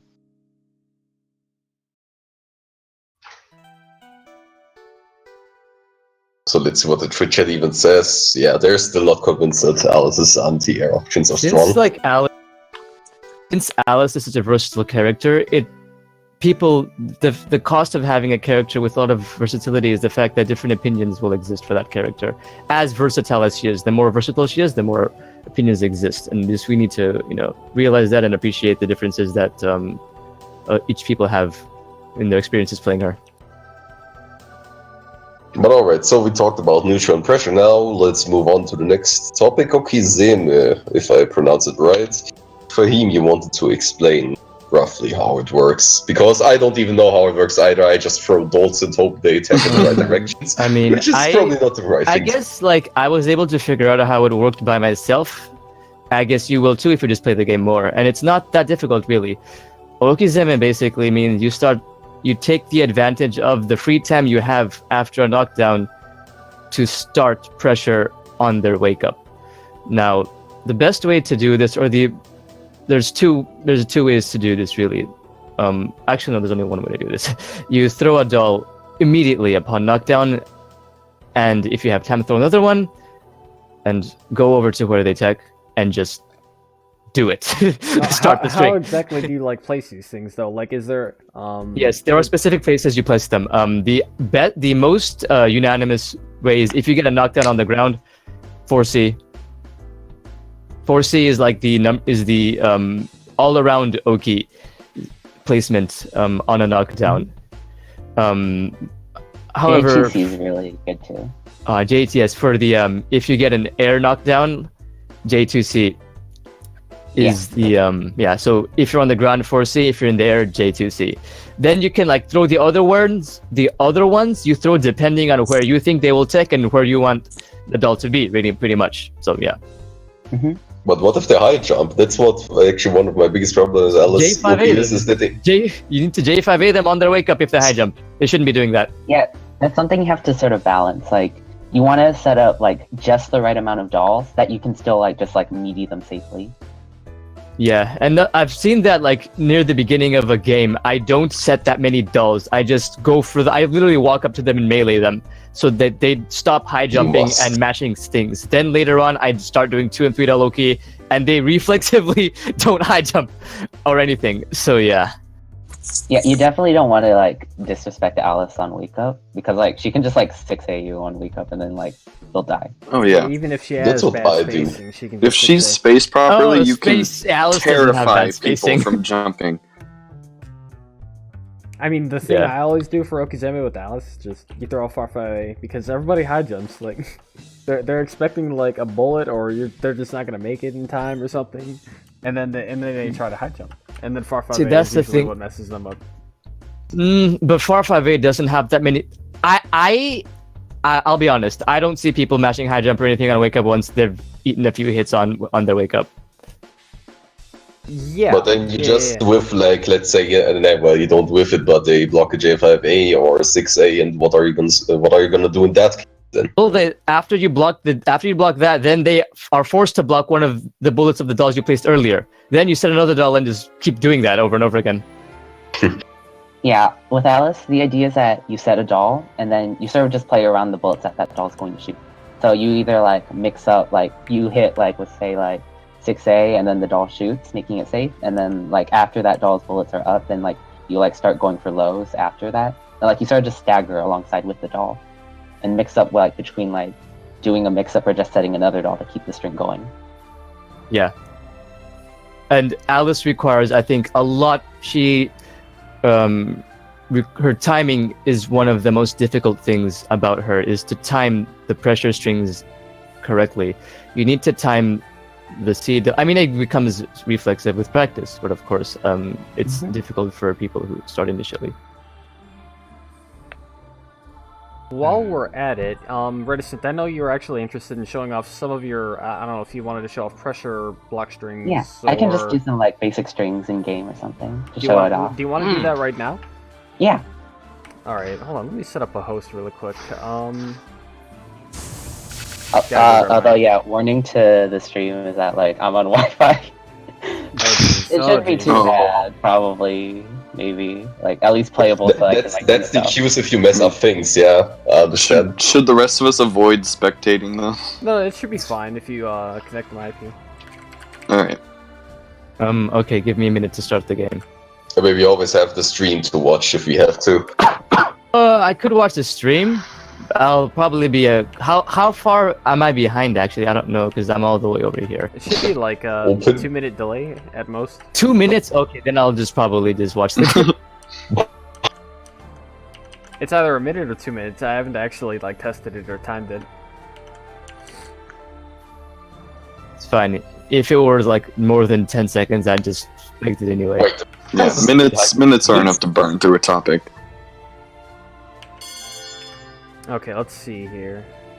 So, Reticent, what exactly do you want to show off? Like crush where's the strings IP? or? I'm sorry, where's the IP? It's in the It's in podcast. Ah, thank you. Yeah, just some like sort of like my game plan for after I get knocked down, basically. I see. All right, show me your Oki.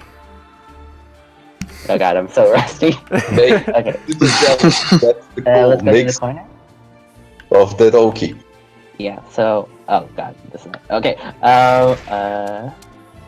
So the idea is that you get a knockdown, that doll, and then okay, wait. I kind of just did it instinctively without anything. So the idea is that you want to. So after you set the doll, you want a meaty, and then like. You want a meaty, and then the doll, the block the doll, and then like you can sort of stagger with the doll, or you can set the doll, do that, and then like the idea is that you want to sort of, like from afar, it's a lot easier to like just keep setting dolls, since like all of Alice's like fast placements shoot the doll forward like that. So the idea is that you want to set a doll, and then like sort of string them from afar where it's safe, and like keep it going with. I got him messing it up so badly. So after you throw a doll, you have to reposition yourself into like more farther range, like 4-5A range. And then after the dolls like eat a bit of their spirit, you can go in and just like mix up and like finish it off. So like you said, you're playing around the bullets that your doll is firing. Yeah, exactly. So yeah. Alright, so Irish, you said that why wouldn't I BE that? Well, that's the same for any other character. You can BE them, but that's where the mind games come into play. Even with real pressure, there are still mind games in terms of BE and BE catches. So if Reticent predicts that, if he notices that someone is BEing him after a C doll or after a J2A, he can change his pressure for the next time to catch that BE. It's just how it is, really. So if I want to like, I can just like melee on top of you if you want to try like BEing a C doll or something. Like try. Yeah, like that, see? But that has to happen on a read, so you pretty much have to condition your opponent first before it happens, I mean, the thing is, when I'm dealing with Alice pressure, I'm always expecting like a bullet after the 5AA. Like it's actually kind of rare to see an Alice go more than 2 5As, because that's one of their mix-up options, isn't it? Yeah. So like you want to like, yeah, it's just like 5A, and then like your only real high is like 6A. Yeah, she has the rare low dial A 2 hits. Yeah. Don't forget the realist mix-up option with 3A, which deals absolutely no more damage on Warring Block. Do you think you another can show strong option she has for like if you don't like if you're trying to just finish off their spirit or like you don't really have a doll, it's just like 5V. 5V is really good because it's god damn it, remember this. But yeah, something by a charge attack. but yeah, like 5V and then god damn it. Go away, Riverman. Yeah, 5B2A is a frame trap that I abuse a lot because unless Yeah, it's a good frame trap. Like even Oku can't really match that. Like if no you one space can it right. really. Yeah. Show There me are your times when they can they jump out of it? Yes, they can. Yeah, that's the thing. They can't match it, but they can jump out of it. No, that's what you have, right? Paper or something like that. Are there any other Okizeme setups you wanted to show off? Yeah. So spell cards. Spell cards are always like being able to sort of time your doll so that you can use your spell cards to crush is really important because it basically forces a crush because if you time it right, then they can't be at all. Ooh, okay. So like just say so like is beat this, all. is this the And I have a 1 card, so I just toss it out and then yeah, like that. See? Hmm. And then that's why 1 card's really good for her. That makes me want to ask, like, I have a deck which has absolutely no pressure cards at all. Like, what are my options instead? Should I just retreat or... Pressure card? What do you mean by that? I mean, I don't have Art for Sacrifice, for example, or that's 2SC, what was it, Stalls of War? I don't either. So that's what I mean. I know that 3SC works the same as Art for Sacrifice, so that string that you just showed here would work for me as well. But do you think it's actually worth running those cards for the crushes, or should I pay attention to something else if I don't want to use cards like Art for Sacrifice or Stalls of War? Because I guess their uses are almost similar.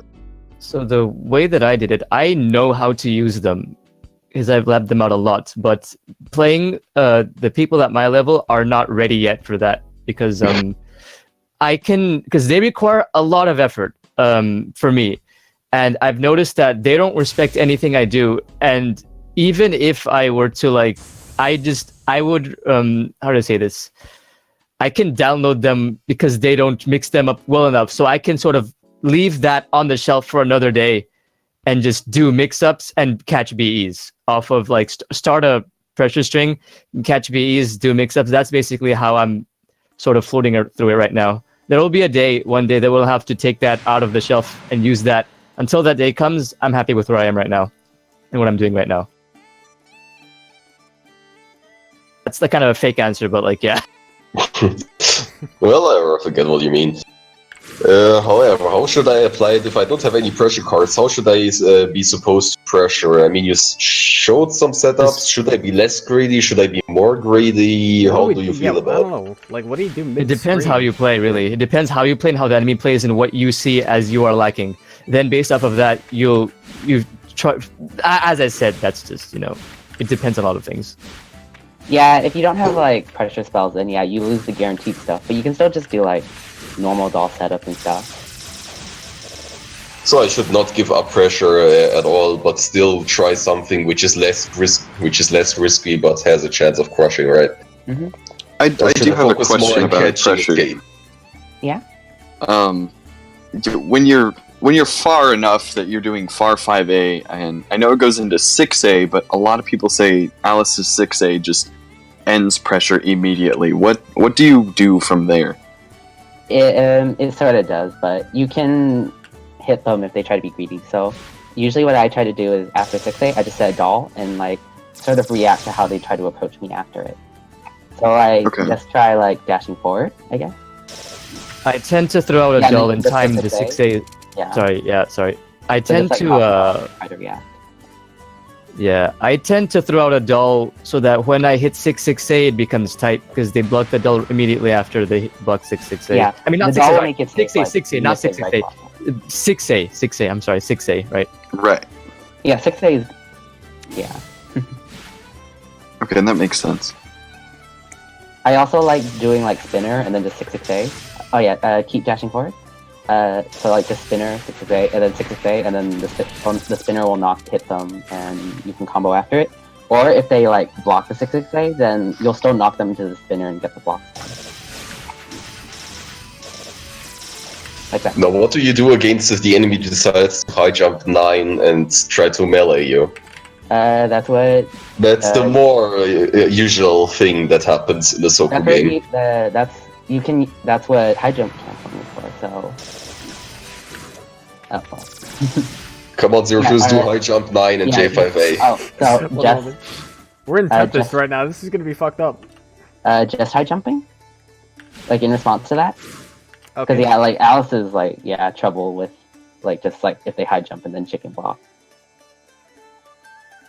I personally, if I get hit by that too many times in my pressure, I just use a D214, so they J2A that and then they just die after that.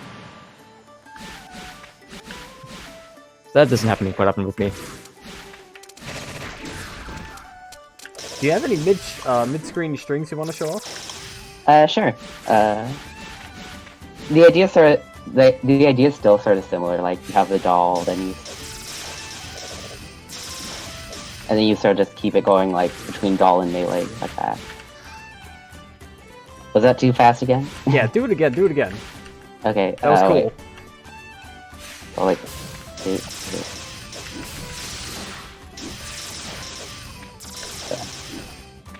Yeah, something like that. Yeah, I was just looking for a BE point there. I mean, it's actually kind of frightening. Like, I don't want to advance towards that. So yeah, the idea is that I set the doll, melee, doll, while they're blocking that C doll, and then yeah, it just keeps you try to keep it going like that. Yeah, if I tried to mash or high jump out of that far 5A would have messed me up there. Yeah, they can BE the C doll while you're setting the 6C, and that's where you want to like switch it up and like try to do like a melee instead or something.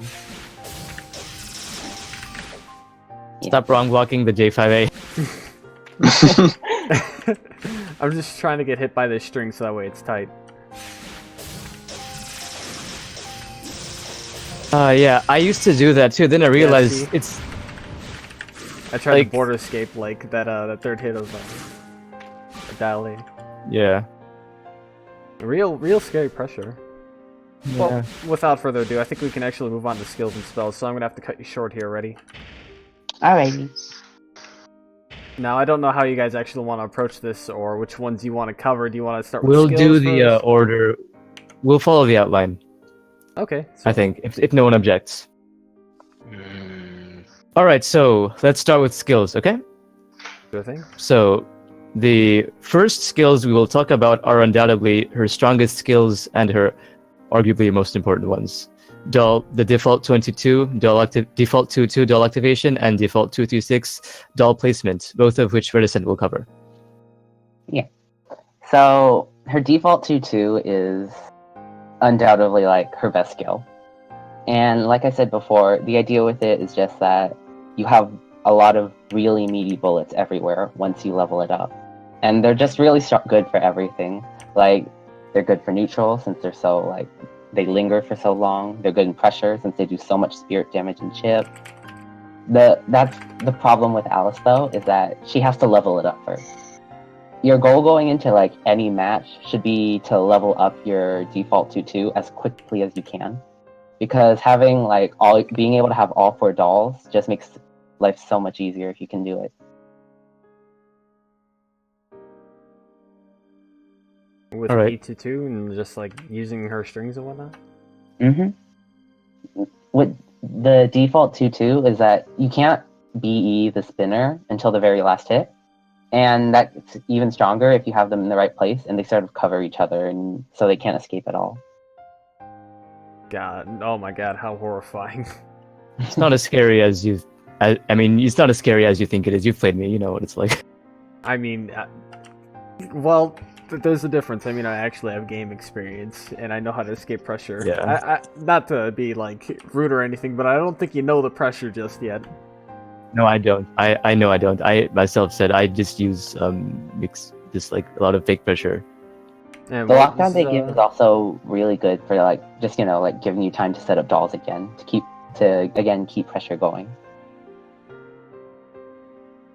Okay, and what was the other skill that Reticent was going to cover? Was a doll placement 2-3-6 D? Yes. Oh, yeah. So it's a good pressure tool for like, because like again, you can just like sort of throw it out like if they're in the middle of like blocking a C doll, and then that can help you string. And it's a really good neutral tool as well in certain matchups. Like Komachi, for example, I really like keeping up like 236A constantly against her, because like that 236 will like just eat any bullets that she throws out, and it makes it really hard for her to get stuff started. Yeah. You know, I like the skill when I'm playing Alice. It kind of just like the thing about like skills in Soku is that my favorite things are the ones that create dead zones. And when this 236 is out, it's like you must indefinitely graze this, otherwise, you know, you're either gonna get hit or you're gonna have to block something, and that block is gonna lead to even more block strings. So definitely want to avoid this one.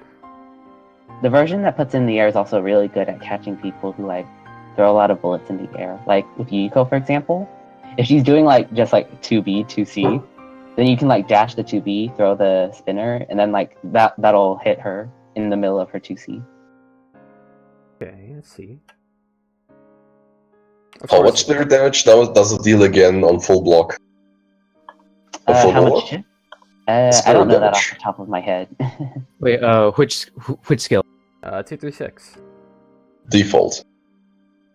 Default 236. What Nitin tastefully calls fidget spinners. Oh, I see.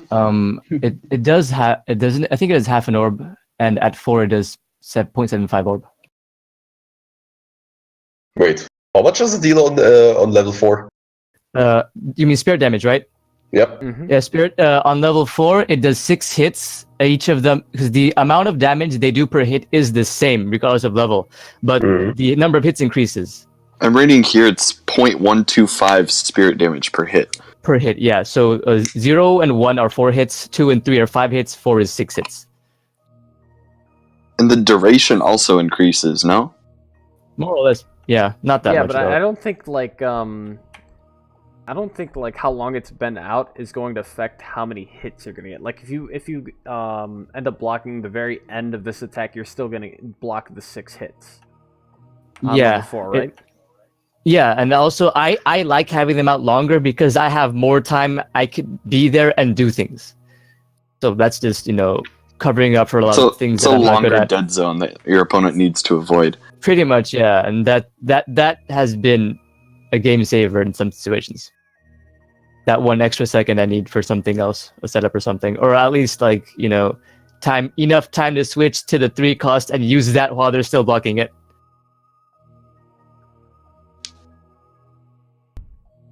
Okay, well, if that covers the D2 and 236, then we can move on to Fahim skills. Right, so for this turn I'll talk about Alt 2-2 Secret Wire and Alt 236 Ambush Dolls. So Secret Wire, basically what it does is it's an Alt 2-2, which means that it relies on set C dolls that are all over the screen. What it does is it starts. Alice fires a laser, a red laser, that travels to each doll in order of placement, earliest first. So it goes from Alice along the line, along the thread, to the first set doll, then from there directly to the next one, all the way, and once it hits the last doll standing, it goes straight towards the opponent. Spicy, and I absolutely detest this skill, but continue. Yes, it is good. So there are 2 ways to use this skill. One way is to bring only 1 or 2 of the Secret Wire cards in your deck, and the reason why is you only have 1 or 2 C dolls out at any moment for sniping purposes. I've been told this by a lot of Alice mains that this is the way to do it, the ideal way to use this skill. On the contrary, I have to admit I'd prefer bringing 4, because I guess it's once you bring 4, then you lose the instantaneous hit with the ability of having yet another delayed release bullet or attack. So basically, it's pressure. And if you do get a hit, you can confirm into a lot of her spell cards, since the hit stun is incredibly long on a hit. It also increases by level, doesn't it? It does, if I yes. remember right. Oh, Jesus Christ. Like, And it goes, what kind of it goes longer on Graze. Yeah, it's a good skill. It's a very good skill. Even on its own, even if you lose the D2 you still gain, if you have the skill to use it, a very, very strong skill. Yeah, Japanese players usually stick to default 2-2, but they will use Seeker Wire for specific matchups like Suako, where it's like the sniping would be really effective against her. I feel like this skill is just immediately effective versus Perfect Flight users because of like the slow trajectory of this bullet, this fucking skill is ultimately what causes like movement staggering in Perfect Flight matchups. So Yuko, Patchouli, Suwako, they have to think twice about like what action they're going to take, even at full distance neutral, because they could get caught in recovery frames, and Seeker Wire is the tool that shuts them down. And it effectively changes their neutral game plan. Yeah, there's also another more effective 2-2 for that, but I'll go over that a little bit later. For Seeker Wire, it follows a path that always goes from new to old. Like No. Where's that picture? I should have sent you the picture earlier. Dude, rip. God. Anyway, it goes to the doll that I set first, the oldest doll first, then to the second oldest, then finally to the newest, and then from there to the opponent, wherever they happen to be at the time that the wire reaches the doll. Yeah. Yeah. So the other way you said. Do you find yourself trying to keep track of this at all, or is it just... I used to at the beginning, but now not anymore, really. I guess I've gotten used to it. I don't... there are times where...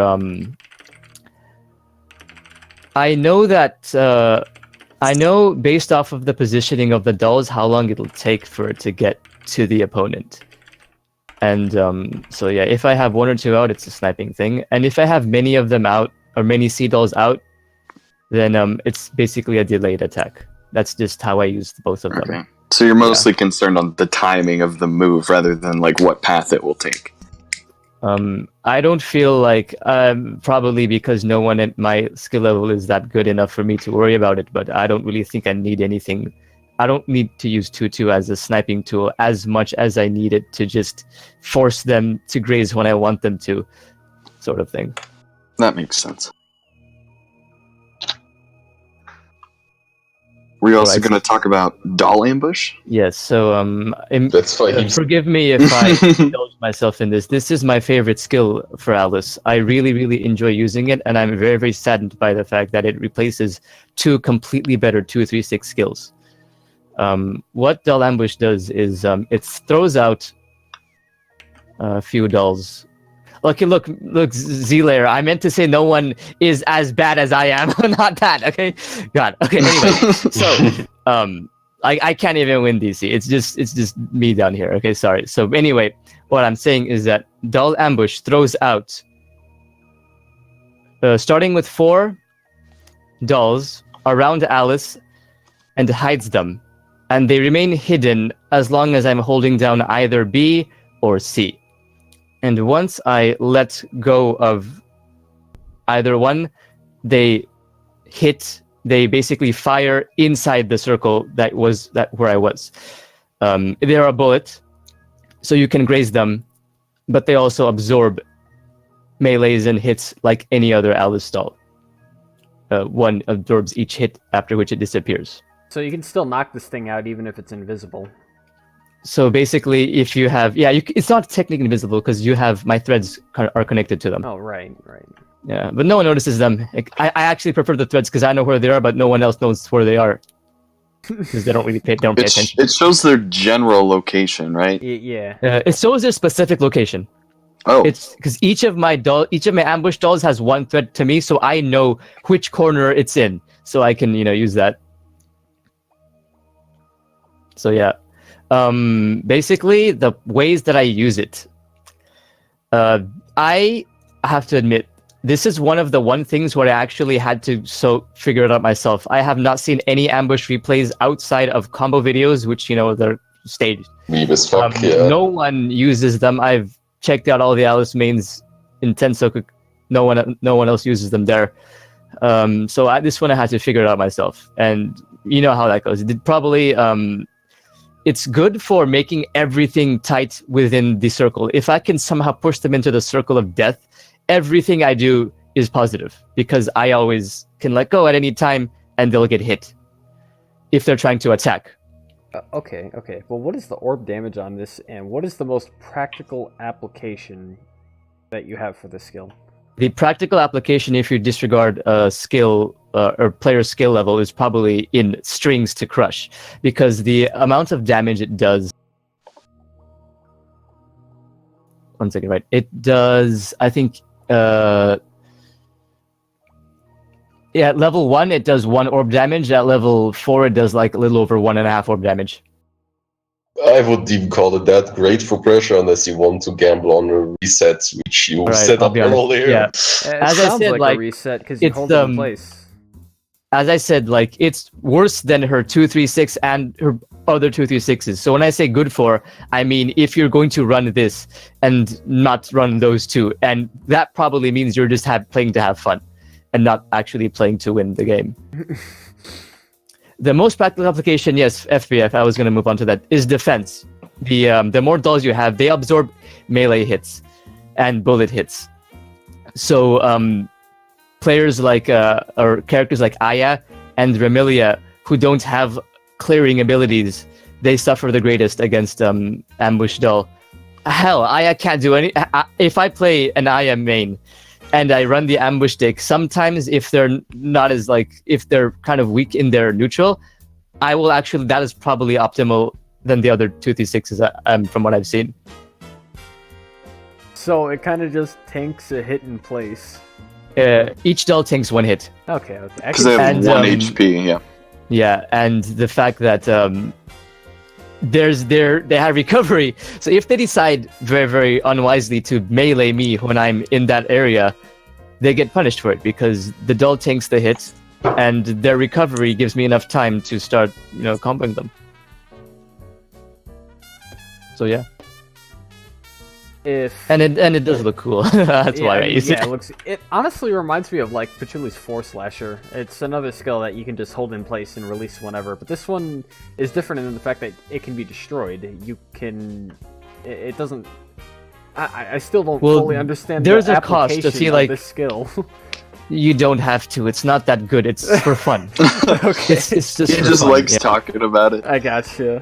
Okay, in that case, when it comes to Pachuli episode, I'm going to talk about diamond hardness and how it could. Yeah. Yeah. So basically, like as I said, just quick recap: it makes everything inside it. Plus, it's a shield against pretty much anything. And if you want to look really cool, you can crush them with it. So yeah, and you can also hover cancel as well.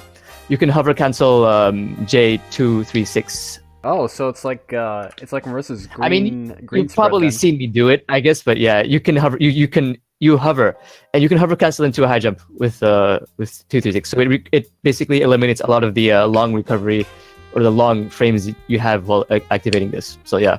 I mean, if you can land cancel it or land, I don't know, You whatever. that Sounds very practical because things like Marissa's green spread is very usable when it's land canceled, but is otherwise very hard to actually apply in your block strings or in neutral in general. So I can see the use in land canceling this skill. I would just have to practice with it a little bit. Is that it for skills though? That should be not for skills. No, we still have a few. We're almost halfway there. I guess next I'll let Reticent explain A214 Thousand Spirit Doll.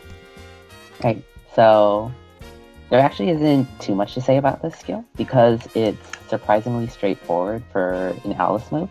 It's sort of just a melee cancel, a multi-hit melee cancel that's directly in front of her.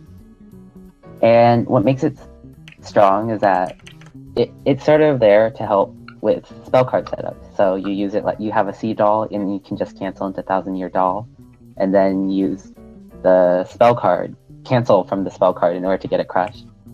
And you don't really need to level it up either. I think a lot of Japanese players just run 1 or 2, or at least I know Iriri, who's the top JP Alice does. Seems plausible because Emerald City meta is actually 1 to 2. You can also, since it's just a melee in front of you, you can also do things like if someone's approaching you while you're setting a doll, you can just like cancel right into it. So it's a bit risky because if you whiff it, then like Alice's are just sitting there shooting dolls out. So it kind of just leaves you safe when you're doing doll setups, and is a good melee cancel. So you cancel out of C bullets, or I'm sorry, you cancel out of C any direction because those are your doll setups. And I don't know, does this make a good anti-air? I don't know. It doesn't really cover like her blind spot, but you can sort of use it like an air terror, I guess. Okay. It looks like it's good to cancel in while being approached while you're placing dolls as well. Yeah, that's the practical application I'm seeing. But I mean, concerning doll setups, you could probably use this mid-string and actually catch somebody inside of a doll in the middle of your string. Can you do that? Oh, wait, sorry. I was spacing out. What was the question? Can you use the skill in a string to like push them back into a doll in the middle of a block string? Oh yeah, definitely. Since the C version was it makes her walk forward with it. That's good. I like this. Oh, skill. yeah. I might actually use this. That's just like my application of Alice here. But is that all you had to say about the skill? Yeah, pretty much. Like I said, Right. It's a pretty straightforward skill. Sure, then let's move on to Reticent can talk about this as well. A623 high explosive bomb. Oh, is this the walking bomb, the time bomb? Yeah. The small.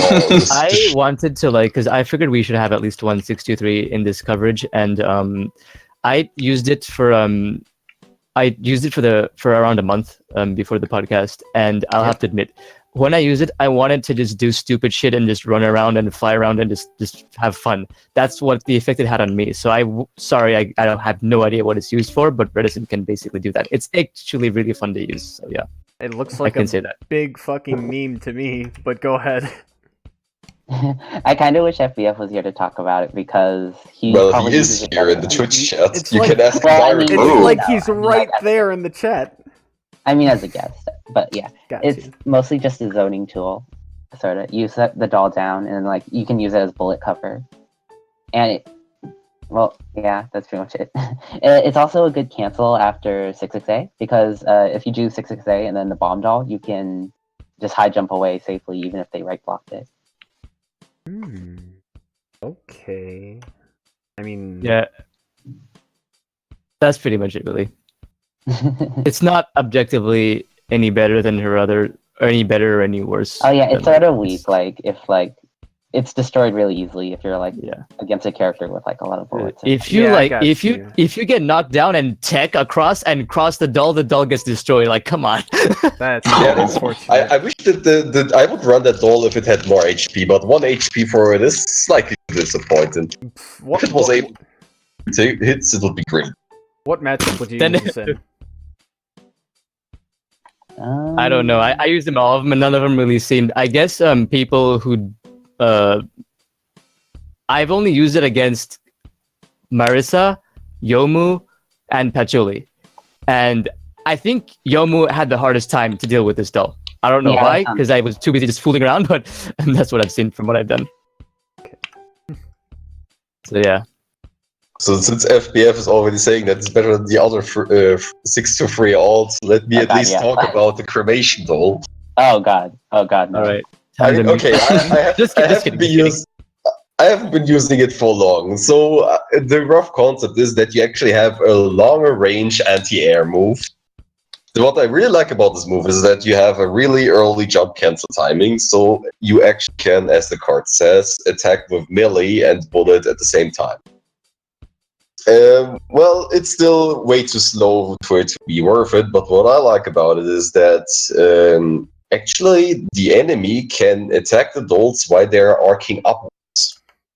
I'm not exactly sure how it works, but while the dolls are arcing upwards, they still have a hitbox, collision box, I don't know. So you can actually throw it on reaction on if an enemy tries to jump in, and they will be hit by the doll. And if they get hit by the doll, as usual, Alice can combo off that from it. The biggest problem is just that they have to hit it on the upward arcs, because on the upward arc they can't collide with the enemy. So they can pretty much just jump through, and you will miss them unless they actually throw out an attack. on their downwards arc, though, they will collide with the enemy even if they graze or block it or whatever happens there. They also have an explosion radius. It's a little bit... Well, it's not exactly the same as the Suica 6 bullets, but they actually explode in a range. So if the enemy is right within the explosion range, they will be hit by it. But that happens rarely. Also, they deal good spirit damage if you manage to get them to respect it much, but that never happens. Yeah, I kind of find that to be a rarity. It's still a skill I would like you to test out, because because when I was playing Alice all the time, I realized I never used the default 6-3. I never found much use for it. And then just picked it out because why not? I have to see how good it is. And honestly, it's a really interesting skill. I would recommend it. Because people start freaking out, I notice, when you use it. They don't even... They move in really strange... Yeah, they don't know what it is, and they move in strange ways. I noticed that it doesn't work well on DC levels, for example, but when I use it against Fear, Blaze, or Aristocrat, for example, they seem to get more hit by those cards than than DC players, for example. Turn your brain off to play against that. I don't know, like high level players are just a little bit more respectful to pressure, I guess. Like, that may be the case too, but they also feel a little bit too surprised about them because I guess they also rarely see this card being used. Yeah. But yeah, Fahim or Reticent, if you guys want to have some fun, 4 of those in your deck and see what you can do. Oh yeah. After listening to you, I actually might do that. And going off of the talk of spirit damage, let's talk about the final skill for today, A22 SP doll. So how this if you've played me in the last couple months, you probably know what this is. SP doll basically turns each of her dolls into a budget laser that shoots forward, kind of like her 2 cost. What happens is Alice positions a doll that goes around her, and I can have 3 around me at one time and a maximum of 2 set C dolls anywhere on the screen. I can fire the dolls as a bullet, and it's incredibly fast. It's a cross-screen laser, and it's able to snipe out Oku's 6C, Patchy's J5C or 5C, or Marissa's 6C even with Reed. It's that fast. Now the actual application that I find really fun is that each of the dolls does around 1 orb of spirit damage. So you have 3 dolls around you and 2 dolls outside. So 5 dolls together in a full blast does 5 orbs of damage. So they can, if they are unfortunate enough to block the full blast, they will lose all of their 5 orbs.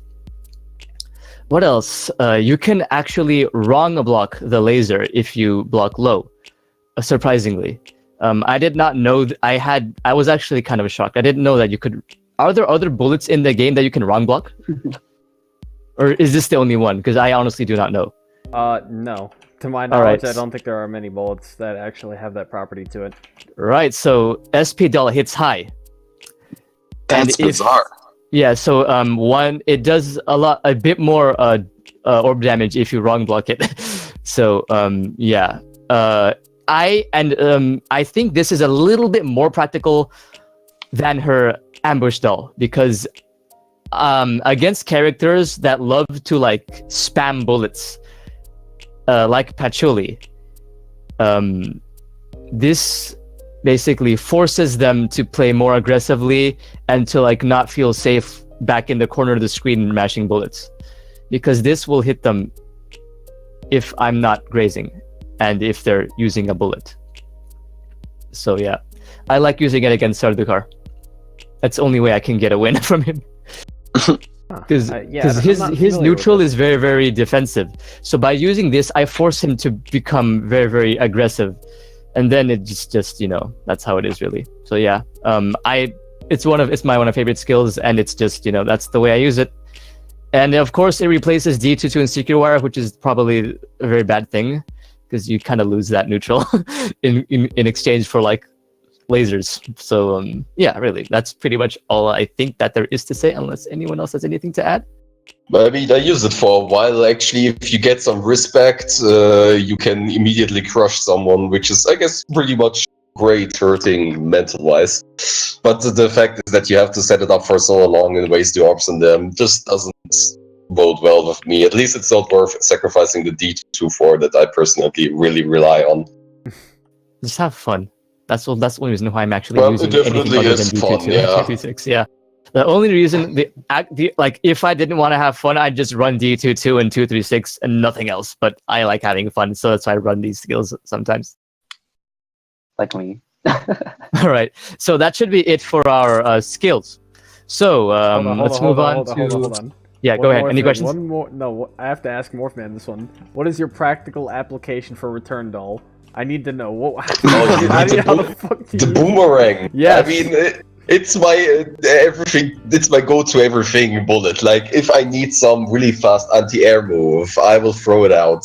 If the enemy tries to air tag, I will use it as attack trap because, for example, you know Raisins. When Raisins air tag, the first thing they're doing is a 2B every time. Like, every single time? It is a fact. I've not seen a single Raisin not air tag 2B before. Like, show me the one. Even Blaze does it all the time, and it will hit it. Gotcha. Or best example is Splinter, who just can't stop using the J236 on air tag. That's the perfect application to punish them for an air. The second one is to use it like as a normal anti-air against resets and pressure, which is more risky. At least it's really risky. You know that sometimes enemies like to reset pressure against Alice by doing J9 and J5A or whatever. This boomerang counters it directly. It's also a nice pressure tool, especially if you have it on level 3, where the actual return also gets a hitbox, which means you throw one boomerang out and deal 2 spirit damage if you make them block both hits. It's also Knee's defense if the enemy managed to like dash through you through the bullets, and then you keep blocking and the boomerang comes back and will hit them. Yeah, you have to worry about that. Like, there's so many applications for it, I just prefer it over the default 246 for that reason. Also, I really like how it confirms into every single spell Alice has. Like, really? I mean, show me one spell it doesn't confirm into. I can't think of anyone right now. All That's of probably them? one of them. One cost. One One cost. May- One cost. On a counter hit it might. On a non-counter hit it probably Yeah, won't. it confirms into most of them.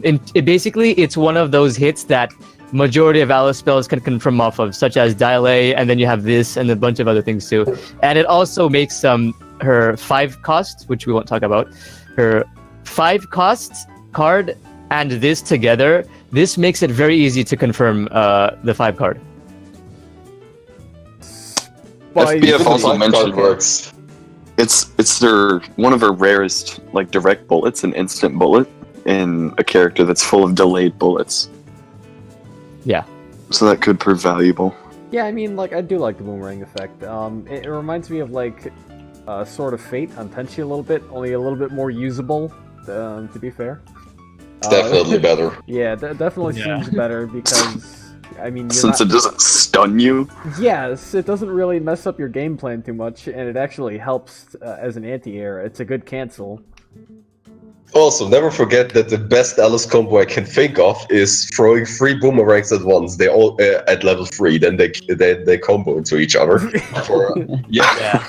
Level 3 is where the boomerang starts to like show its true potential at level 3 and higher. That's when it gets another hit and it's able to hit back on the way after it's able to hit twice.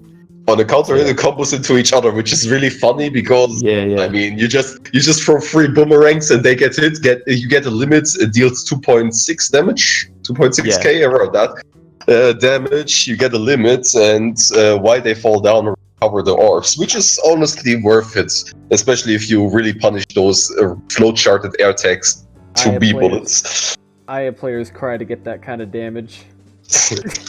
I mean, if you want someone to actually respect you, goddamn, if they actually want someone to respect you on air tag, that's actually a really great bullet for it.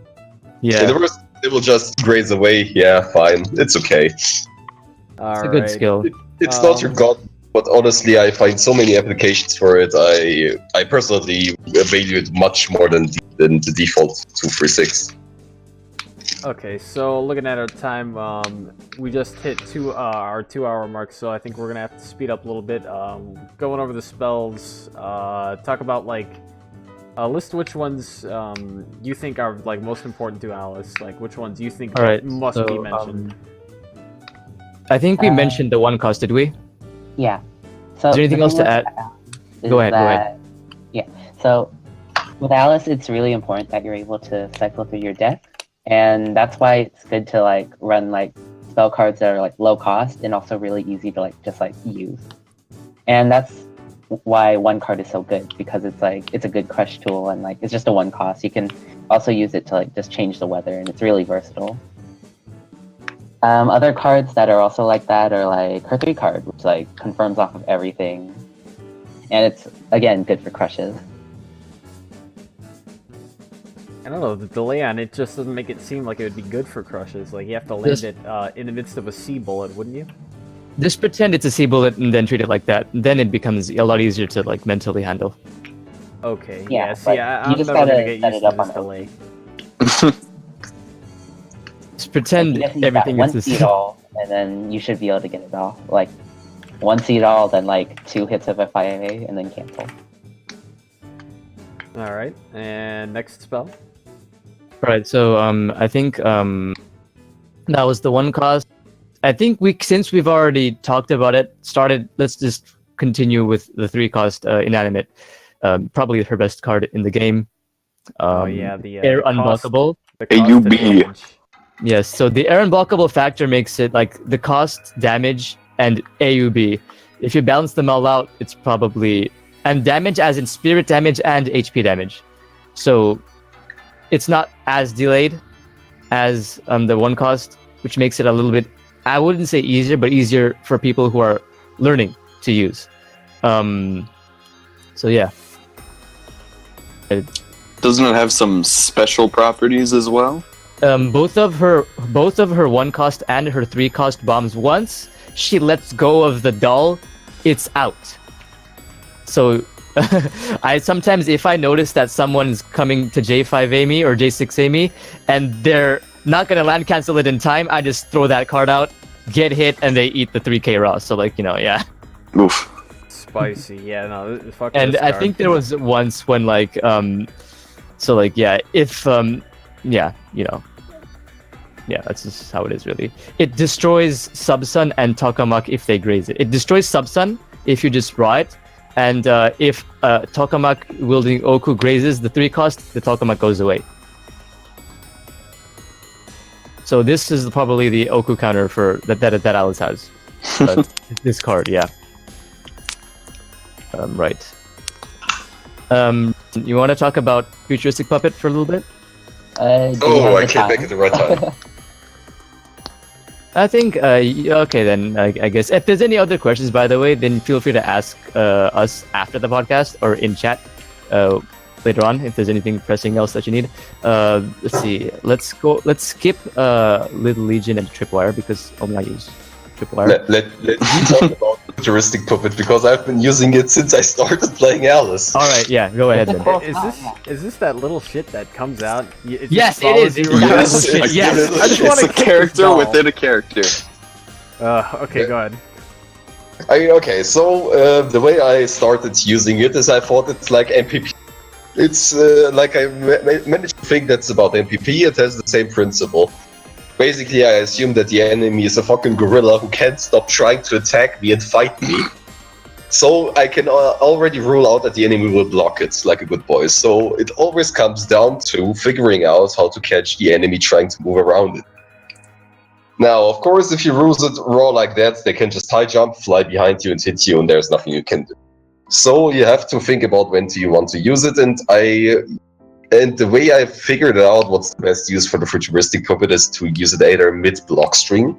Yep. Because when you start throwing a spell mid-block string, people usually assume it's a bullet spell and try to dash in. For some reason, people never try to high jump, dash, something like that against other spells. They always do a d6. Which is when the Futuristic Puppet will hit as it's a melee skill. And from there on, you can do a full combo for 2.5k if they actually get hit by the dashing. Yep. Which So- isn't exactly amazing compared to the other It's two. not amazing, but keep in mind that even after you combo, you still have the puppet out. You can still hit them again, like it just starts again.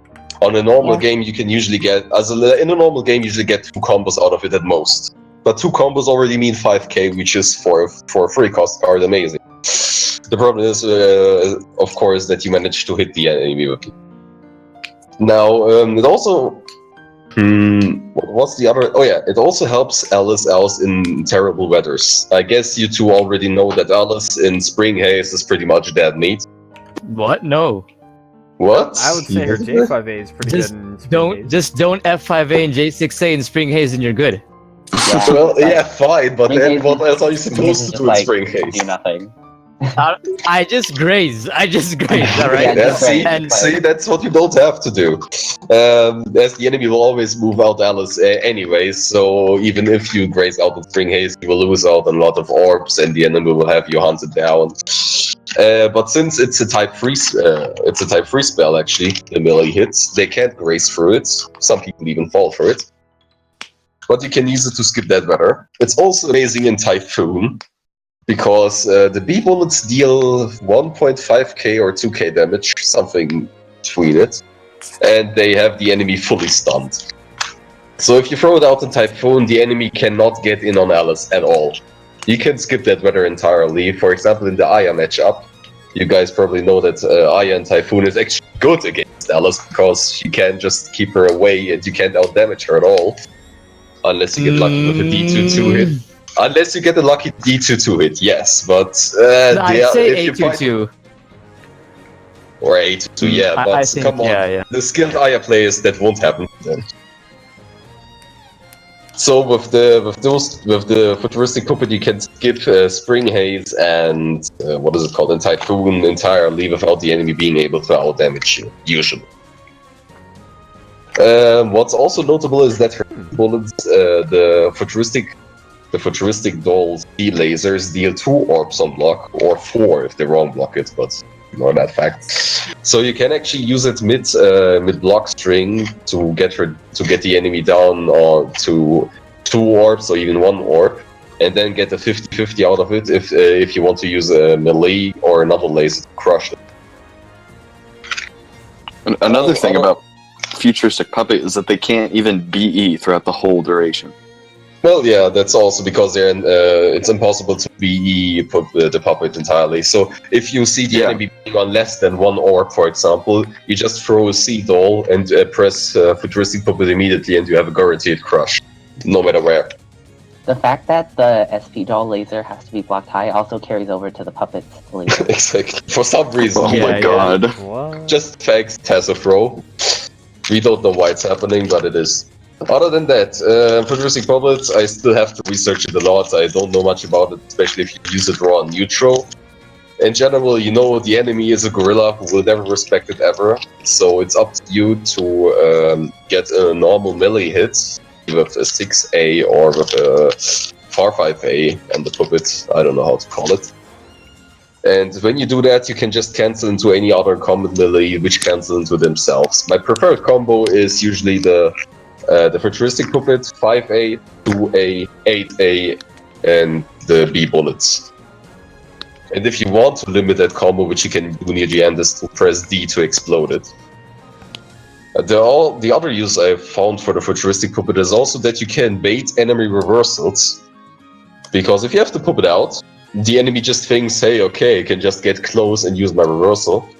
The thing is that you can cancel the puppet itself of the D button, and I think it's just 2 frames of recovery, something like that.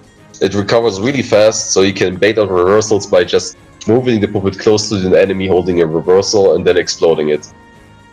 This works especially well against something like Suika's Atlas, where they have to pull out a lot of where they really invest a lot of cards for that reversal, which is too slow to catch you if you explode it in time.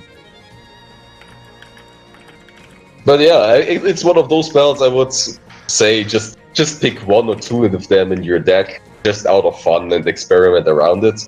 In the end, it becomes a little mind game between you and the opponents to read what he does and what not. It's really cute. I mean, in the end, the enemy will always try to jump away and D6 on you, as it's usual against Alice, and you will usually mess them up with for the goal. That's the fun part. The enemy will just ignore it. I've never seen someone actually respect it all before, so it's just a little gamble between you and the enemy. The thing is that usually you get much more damage out of it than the enemy does. But yeah, moving on to different spells. Do you want to mention any other ones? Alright, so for the last spell, talking about Alice and Typhoon, I'm reading in the chat, and the fact that AdviceOwl happened to hop in at this very moment, let's talk about our favorite 4-cost card, Crimson Sign Holland Doll. So, you have that picture? It comes again now. Yeah, put that picture on the screen. That's basically half the summary. Oh, here it comes. Yeah, alright. So, wait, the stream's delayed for me. I wonder who that Zuka is. Hold on, I have to pull it up. It's not you, Morphman, so it's alright.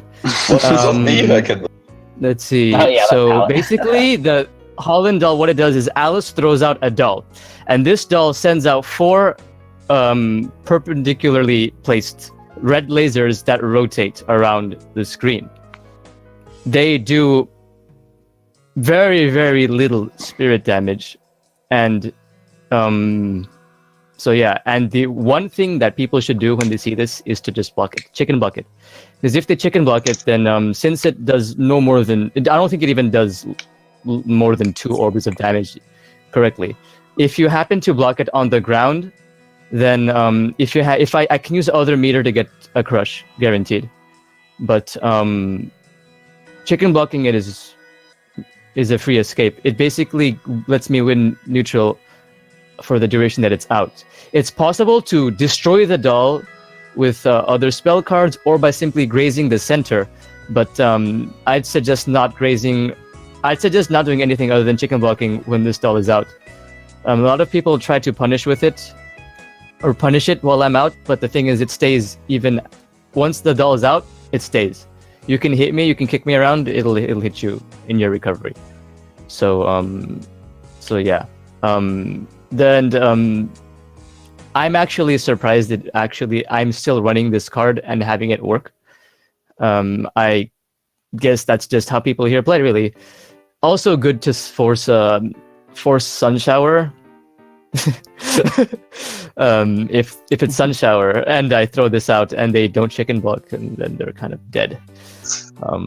Yeah. Because it's massive orb damage on Grace, especially in Spring Haze. Yes. That's why if you throw it out there, they are forced to block. Like, they won't try to hit you out of anything.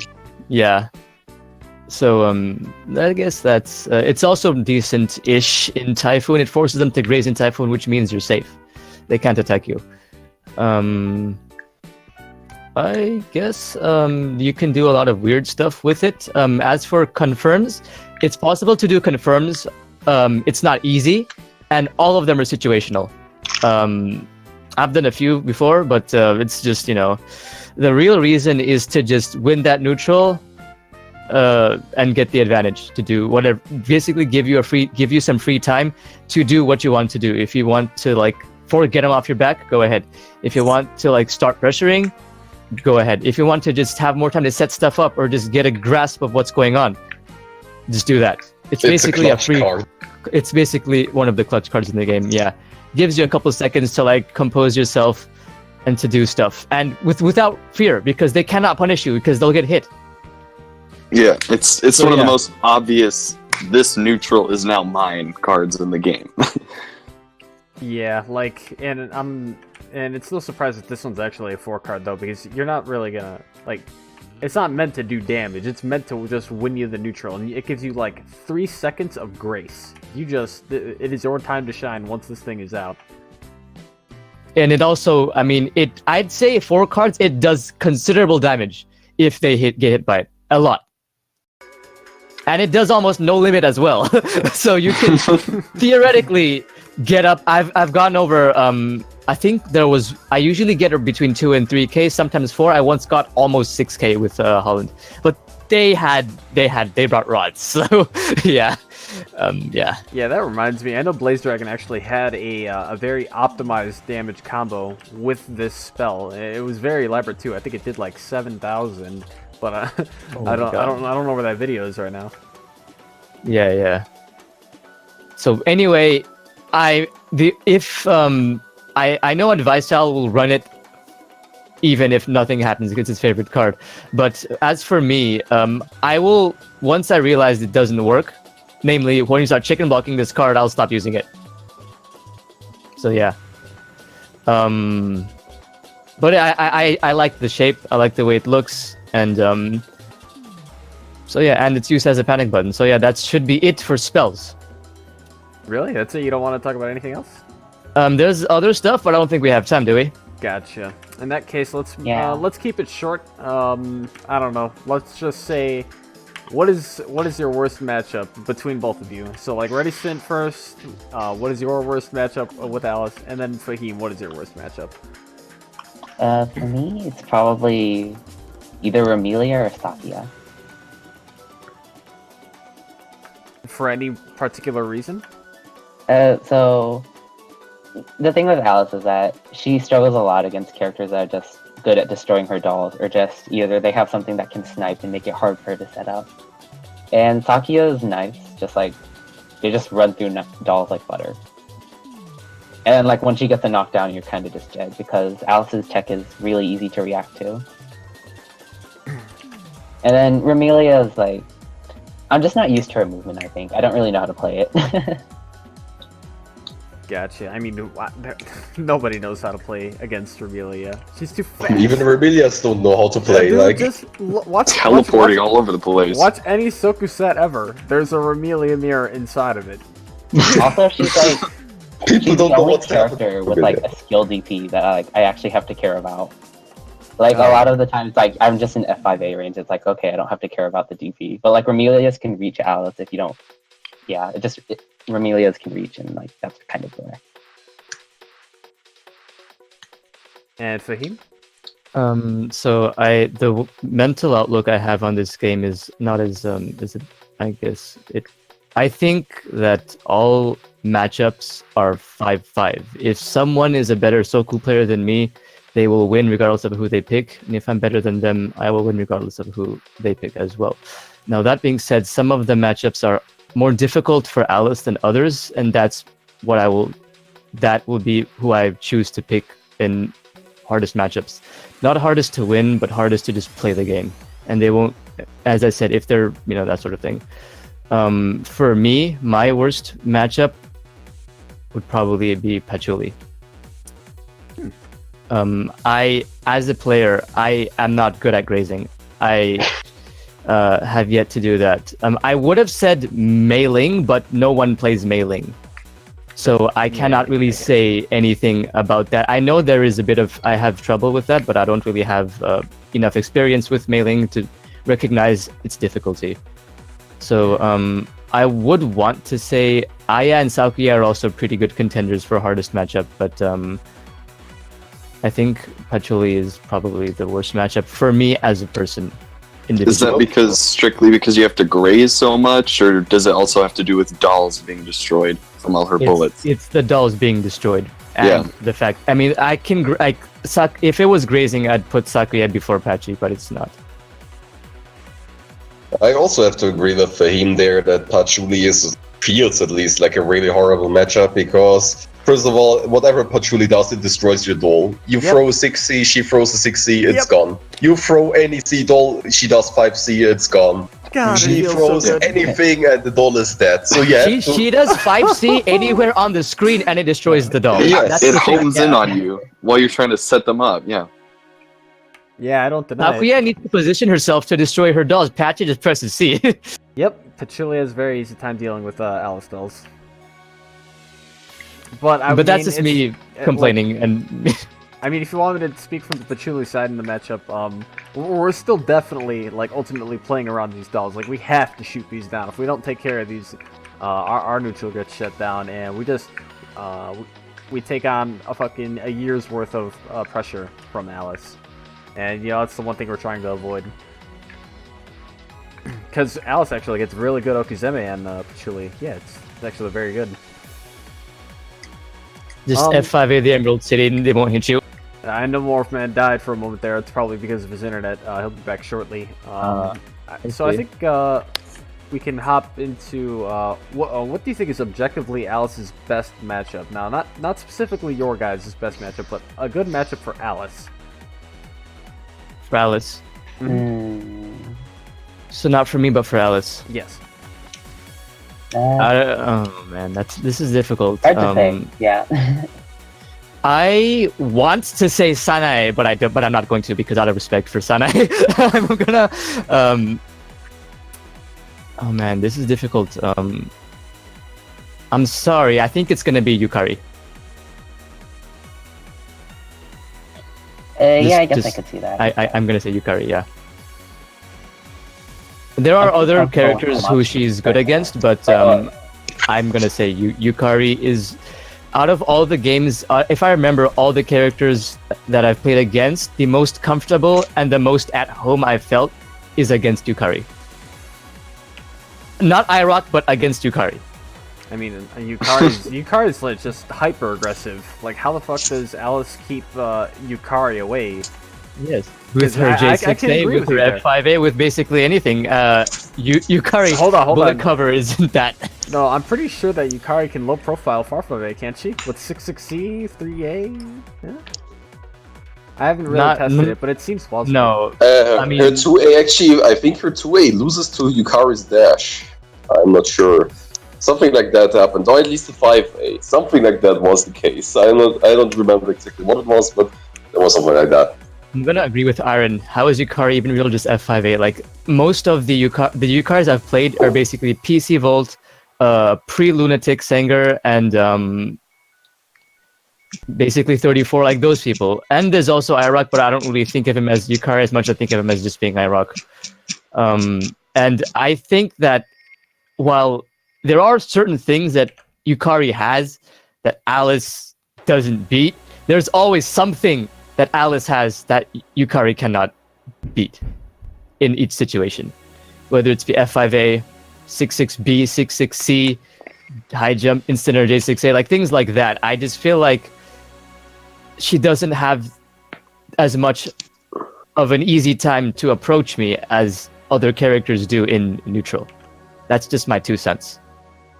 Maybe the thing is, the Yukaris we play just spam 5C and think they can win neutral with that alone. If you counter that 5C immediately, they have no chance anymore. That's also why, like, I feel yeah, go ahead. I mean, I don't think that the matchup is cited for any. It feels like a 5-5.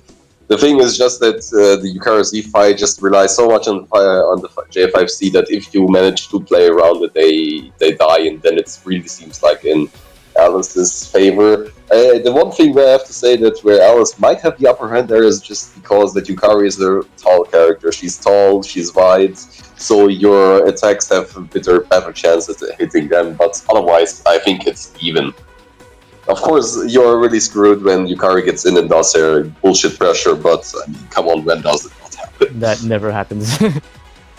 Even then, like, a lot of because that's one of the problems that I've had deciding matchups is there aren't as many, like, representatives from each of the skill groups for each character as, that sort of thing. So, like that's why I really feel I'm not saying the right thing when I say matchups, but I thought, like, I had the opportunity to, because only like a couple of people play them and they're not top tiers. Right, Fahim. What does even Japan think about matchups? Like, do you have any knowledge about that? Like, how do Japan they thinks Yukari is actual hot garbage. I can say that. Real. But I've been here for a while, and the thing that I'm hearing is that play your waifu because the better player at the end wins. That's basically like. I mean, it's as divisive there as it is here. There are people like we are. So yeah. Just play your waifu. Like, that's basically how it's, because some people they're like Yuriko is top tier, everyone else is like 0 tier, and others are like, nah, like it's so cool, just play whoever you want to, and if you're better you'll win. It's like over here. Japan is not like one uniform place with its own uniform opinions and uniform everything. You know, just a place like here.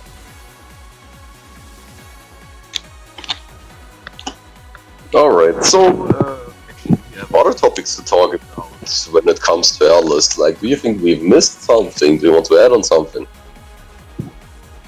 If I'm gonna actually have to ask the people in the Twitch chat and you if there are anything that you think we missed, because basically you're the audience, so we want to tell you what you want to hear, and if there's anything that we missed, please ask us, whether it be in the chat or whether it's from you, and I'll gladly go ahead. If that's the case, then we'll move on to our Q&A in just a second. I'm gonna hop on over to back to our other scene. 'Cause it's time to enter our shilling part. Because I think we got just about everything. Genki, are you live? All right, so we'll do this in the AMA Irish. Sorry. What did I miss?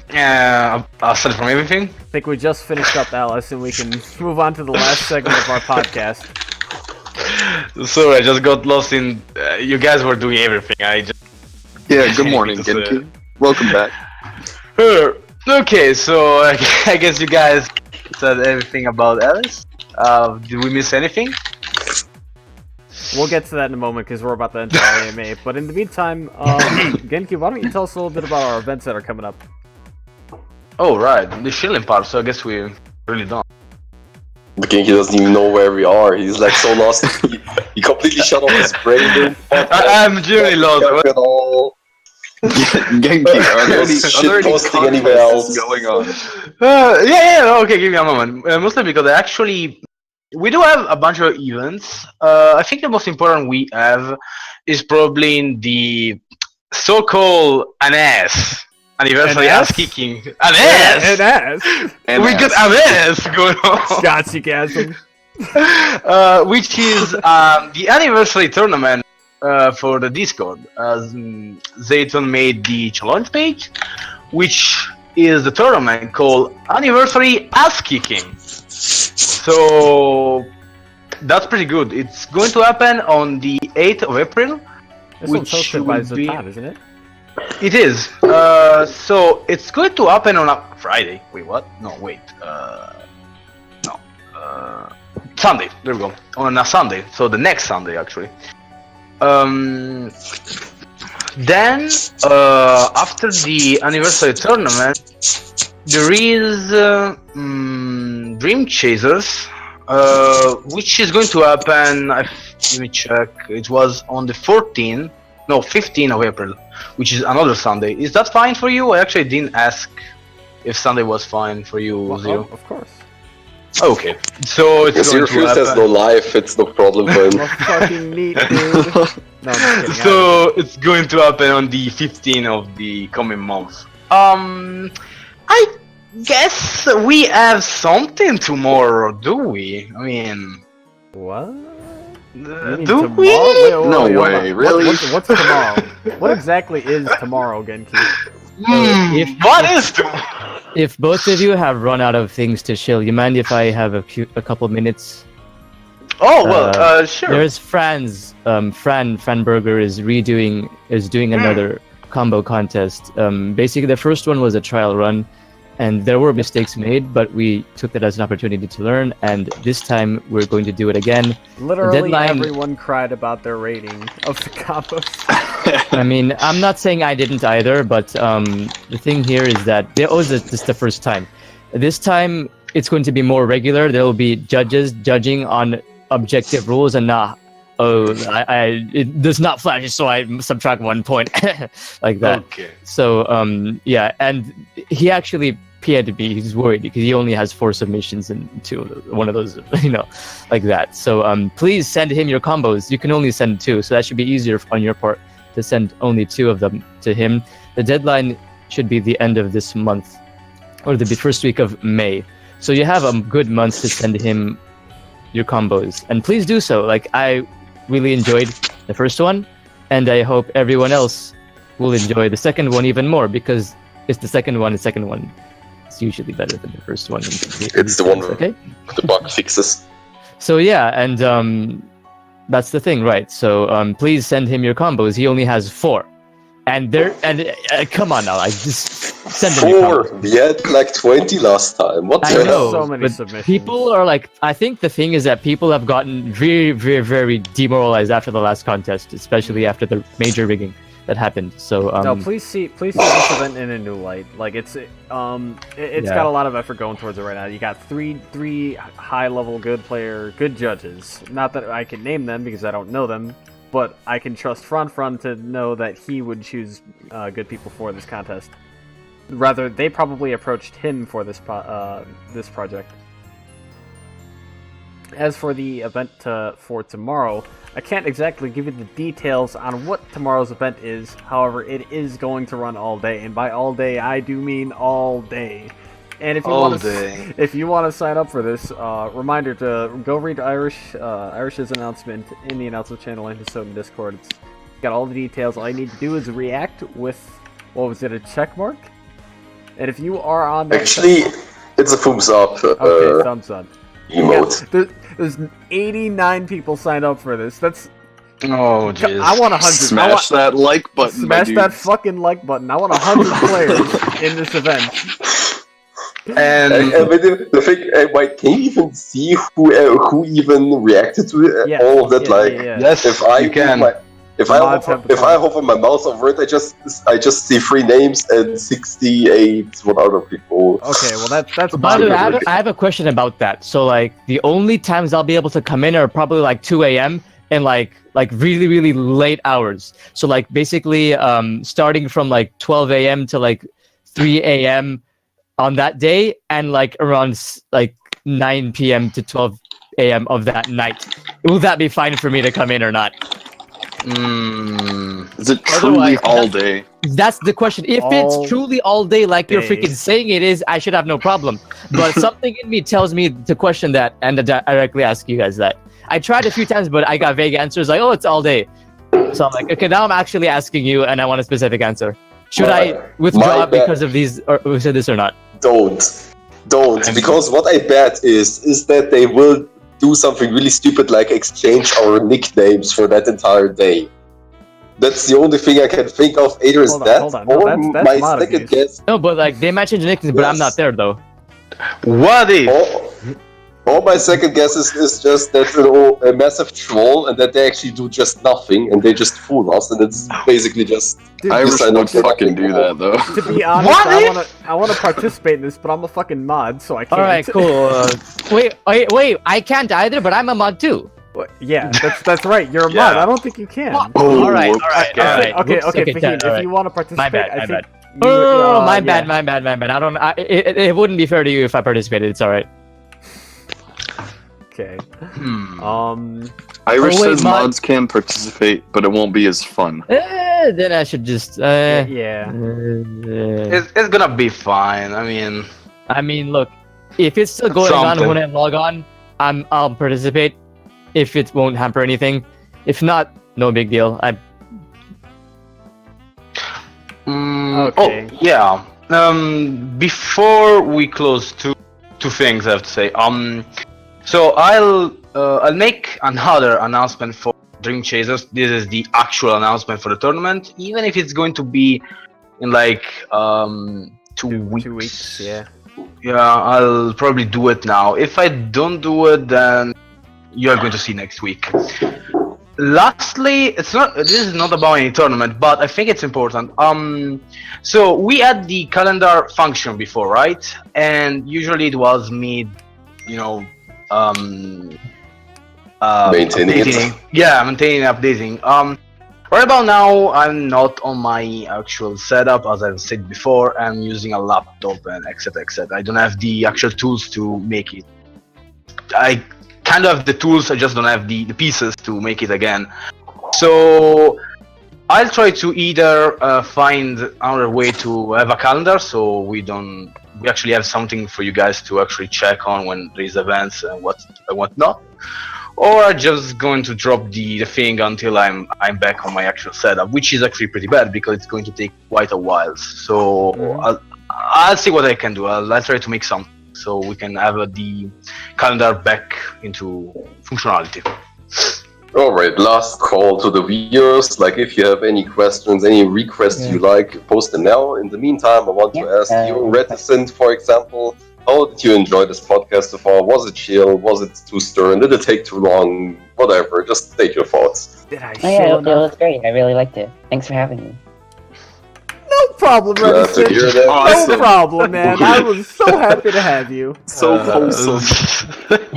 That was so Zero Fuel was so eager to have you. And about you, Fahim, what do you think about it? I mean, you talked like a madman, so I guess you enjoyed it yourself. I apologize if I offended anyone. I didn't really mean it, and I know that I'm not a good player. I can't even get top 8 DC, so I have really no reason to say this. But I did enjoy it as much. I actually had a lot of misgivings beforehand, but it turns out that they were all unfounded. So I really enjoyed myself. I also felt like I myself learned a lot of things from listening to Morph and Reticent, and I feel that, I hope whatever I said was useful to everyone. And I really enjoyed it. Thanks for having me on the podcast. And Would you also like to join in on other episodes on characters, for example, you know nothing about, just there as a host? If you cannot find other hosts, I'd be willing to, but I'd rather hand them over to a more competent person at the game. Speaking of more competent persons, Elos, was it actually your first podcast, or did I miss something? This was my first time being on a podcast. I haven't been a guest, I haven't been a host. How did you like it? Yeah, same here. How did you like it then? I think once I get into the swing of it, I can offer a lot more, but I thought I found a place kind of offering tidbits on lore or just skill research, because I'm really good at looking stuff up, like, on the fly. But I had a lot of fun talking with you guys. It's been fun. So you would do this again? Well, absolutely. Nice to hear that. We always look for other people so we can kick ourselves out, so we have other people who... Just waiting for that Zero Fuse replacement. Still waiting. Let me see. Genki, when will you win Soku set?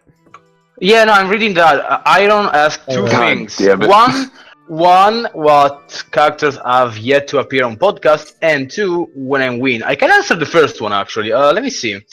Where is the announcement I made like 10 years ago? I can find it. Help.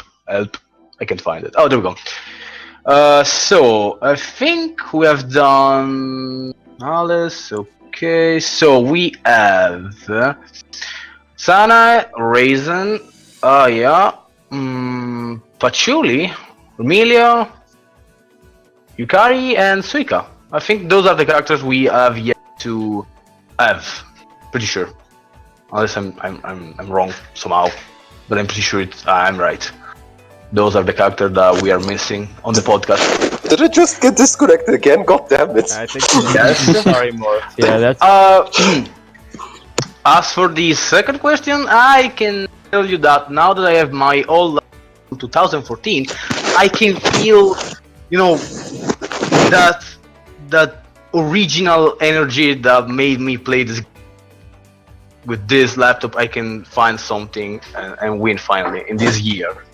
Maybe, probably not, but maybe, which is nice. All right, 1 second. Melancholy asked the question. Is it possible to air confirm into 4SC? 4SC, by 4SC you mean Holland, right? Holland, probably. So show them that GIF that I posted that I gave to you, or should I pull it out? I posted it earlier, but I can bring it up again. But bring it to show Melancholy. Yes, it's possible, but all Holland confirms are situational. There are you can go out of your way to do a confirm Holland, but most of the confirms that I've gotten, not most, all of them, other than like combo contest shit, we're just basically situational combos in game. So yeah, if you could pull that up, Zerifuse, basically. What's it called? Holland, Crimson Sign Holland doll, the country Holland, where Wes lives.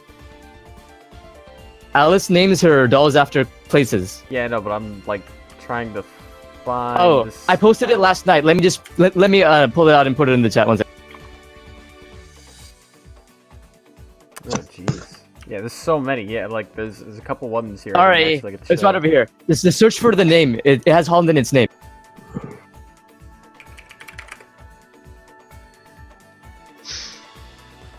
No items match my search. Rip. Fug. Okay, 1 second. Oh, well, we can take your word for it. I don't know. Oh no, here it is. Here it is. Oh man, Iron, you are asking the like one Soku Saturday. I actually could have won the tournament, but I lost to Namiate. So you're asking the wrong guy. I'm sorry. Search for me. It has video in podcast channel.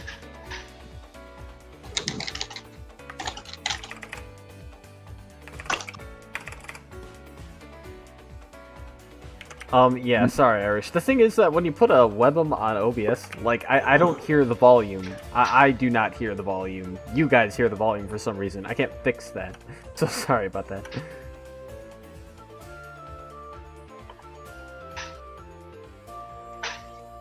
I can't even read any questions anymore because my internet just completely gives up spirit, so even Twitch doesn't update anymore. Is there something I'm missing? Yeah, it's right here, Zero, if you're sorry about that. Oh my god, we posted at the same time. Amazing. Synchronity is amazing. Yeah, so basically, if you want to confirm Holland, you got to keep them in the air long enough for Holland to get out. Either that or do it as a whiff punish. Basically, if I'm playing an Aya, a bad Aya, not like Splinter, no, but like a bad Aya or inexperienced Aya, I can. I've done this to Splinter before, but I don't. But he's a good player. If I hear Tengu Drum, I press spell card because I get 3k from that.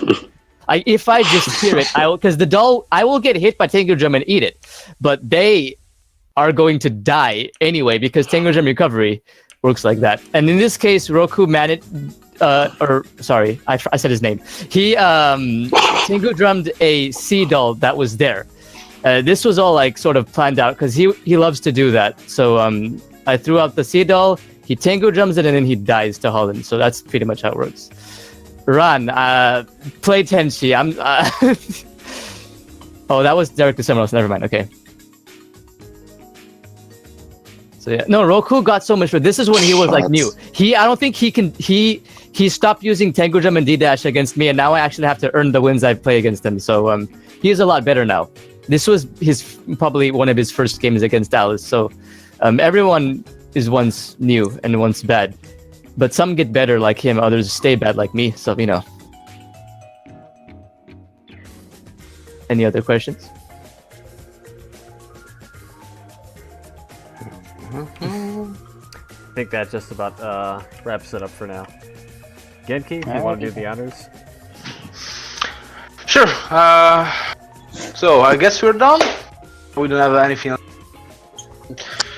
We'll be waiting for you tomorrow. Yeah, I think we'll be waiting for you guys to see you guys next time.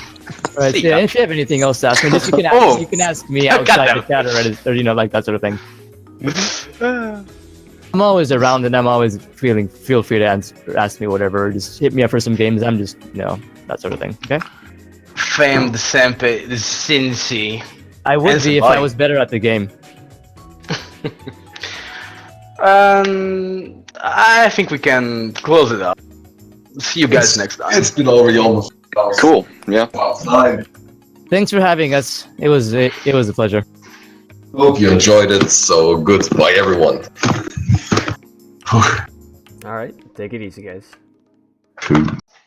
Later.